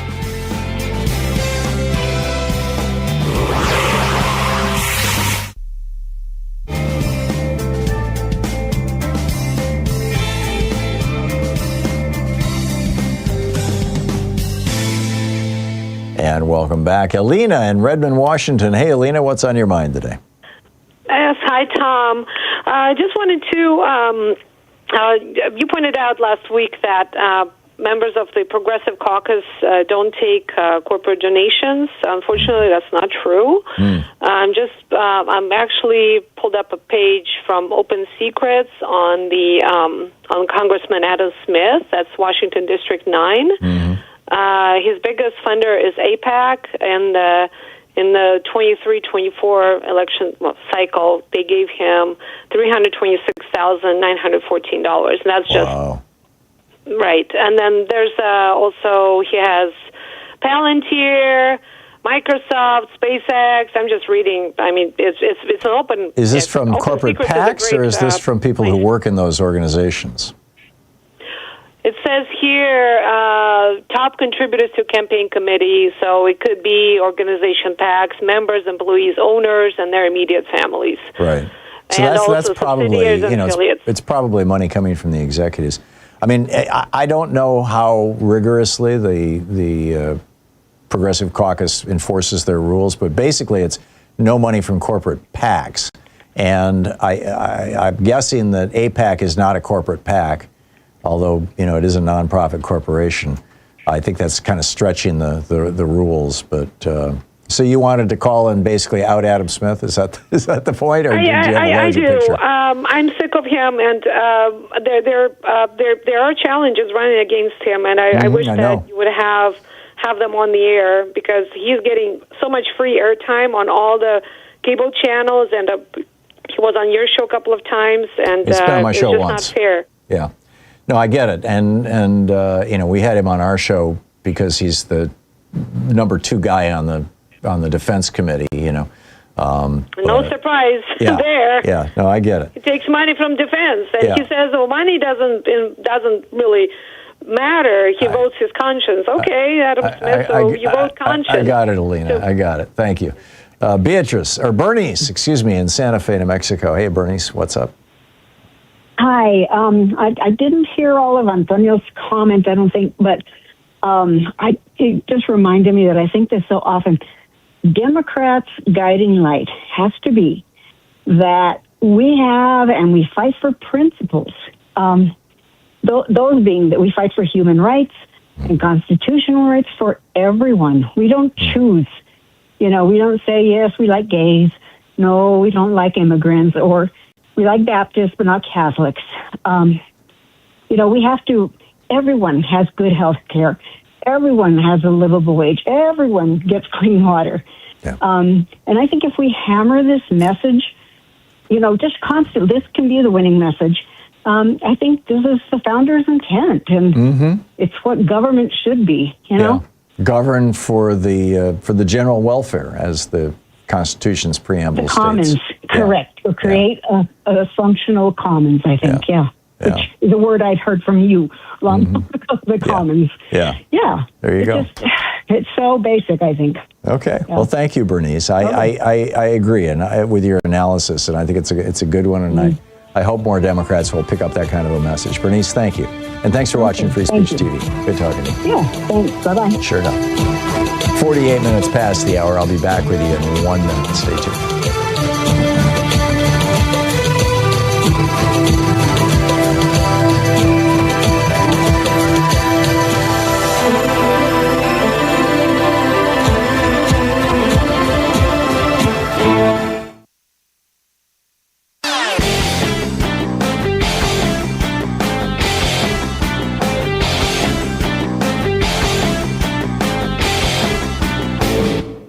Hey, thanks so much for sharing our program and for reaching out to our stations and sponsors and letting them know that you're listening. It really means a lot to us. A lot of people wonder, where did this whole right-wing movement to basically gut our freedoms and end DEI and all this other, where did this all begin? It all started back in 1951 with a book called The Conservative Mind, From Burke to Eliot by Russell Kirk. And he argued that if the middle class ever got too big, you'd see young people and women and racial minorities all get up on their hind feet and start protesting and basically screwing up America. And in the 50s, even Republicans thought he was nuts. But then the 60s happened and all those protests, and suddenly Republicans thought, yeah, he's right. We've got to destroy the middle class, or at least cut it back. And that was Reagan's mandate when he came into office in 1981. There's a whole article about this. You can read all the details. It's titled The GOP's 60-Year Conspiracy to Kill Our Democracy. None dare call it treason, but I will. Over at HartmannReport.com. Check it out.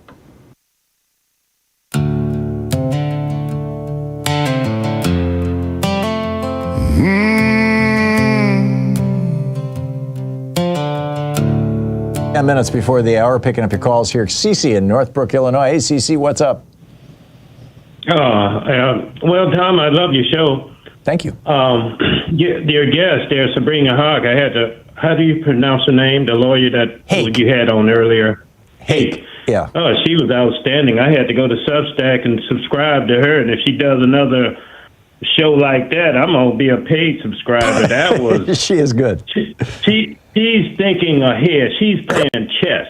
Yeah, and that's what Democrats need more of. Play chess, play the long game. Agreed. And so just kudos to you for having her on and being aware of that, of her plight. But back to last week, Tom, you encouraged me, you had me fired up to call Roger on this bill to defend Taiwan Act. Mm-hmm. And as I was doing so, I thought, well, I might need to look it up and see what it is before I start endorsing it. Mm-hmm. And I did, and it was just a pretty general bill, and it's been out since about a year now, 25, the one that I looked at. And so I also thought I wanted to encourage people that I didn't think I was going to call my senator too, but after I looked at it, this is in the House of Representatives, haven't even gotten out of committee, looks like. Yeah. So I might just want to stick with my representative who wasn't on the list. There was only 26 people that co-sponsored it. Mm-hmm. So, but the lesson is I just stuck with that my representative, and that bill has been there for a year. Yeah, it's a good start. And another point, Tom, just so that people will know, maybe we need to be more precise in what we do. On your rant today, it was right on point. Let me correct this and say the Democrats do need to figure it out, and I like the shadow committee thing, but I'm in disagreement that I don't think they will get the publicity that they need on it, but it shouldn't be about publicity. This should be about having action items that are, when we get back in power, they're ready to go. Yeah. You got the people in place, you got the plan in place, everything is ready to go. So we don't get the media coverage that the Republicans will get, but we don't really need it at this point. You know what I mean, Tom? Mm-hmm. Yeah, I get it. I do think, though, that if they did it right, that they could get a lot of media coverage. This is the old joke, dog bites man is not a news story, man bites dog is a news story. Democrats bite Trump, that's a news story. Okay. I don't know if they're playing possum or if they have some type of secret. The Democrats, we just got a weak team. We just have to deal with a weak team. And we can't be too hard on them. I understand we got conflicts with the PAC money and all that stuff, like the lady called earlier. Yeah. But that doesn't necessarily mean they're corrupt. That's just the way. Don't hate the player, hate the game. That's just the way the game is played now. It's a good way of putting it. I'm sorry. Yeah, I get it. And I broadly agree. I mean, I'd like to see all Democrats refuse any APAC money or any corporate PAC money, but they wouldn't get any publicity. As you point out, this is the rules of the game that the Supreme Court established. CC, great hearing from you. Thank you so much for the call. Thank you. Yeah, good talking to you. Martha in Plymouth, Massachusetts. Hey, Martha, what's on your mind today? Well, what's on my mind? I've been for a long time very distressed about the hijacking of the church. And I think if we had a Christian nation, first of all, it wouldn't announce that it's Christian, and everybody would love one another, and we would take care of the poor and take care of the sick. Oh, you mean follow Jesus' teachings? That's not something that Republican Christians do. But they're not Christians. I agree. And I am so tired. I am so tired of people giving Christianity a bad name. Yep. by pointing to these goofballs who say it's like a very nasty, exclusionary religion. It's not. Yeah. Well, it shouldn't be. I mean, if you are a follower of the teachings of Jesus, you are engaging in a religion that's quite different from what Franklin Graham and J.D. Vance are out there hustling. Exactly. Yeah. I go to the food pantry every week, go to the thrift store every week, work with the homeless.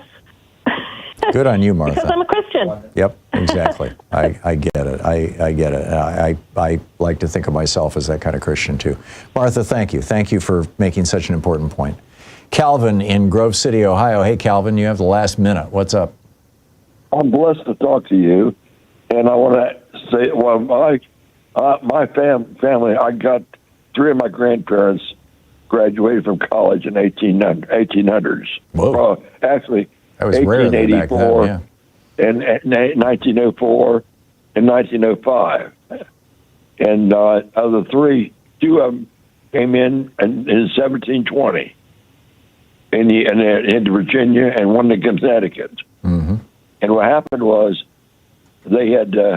Kevin, I got to ask you to make your point because we're going to hit the end of the show here in just a second. That's the reason why religion is not probated in politics. So they came over here for religious wars. Yep. Yeah, you're absolutely right. What happened was we need to keep religion separate from politics. Calvin, you said it very well. Thank you, and congratulations on your family. Hey, thanks so much for being with us today. We'll be back tomorrow, same time, same place. In the meantime, don't forget, democracy is not a spectator sport. It requires all of us. That includes you. So get out there, get active, tag, you're it. Like our friend who called in earlier is running for city council. There's so much we can do, and there's so much we have to do. We got a big job ahead of us. So anyhow, have a great afternoon. Be good to yourself and the folks around you. Stay safe. Eat your veggies, get your exercise, and I'll catch up with you.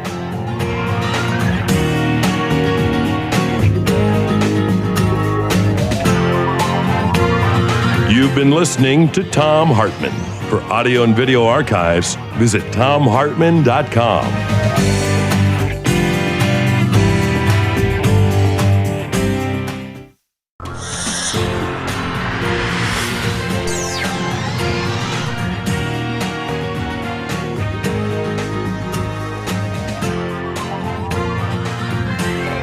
We say fight back!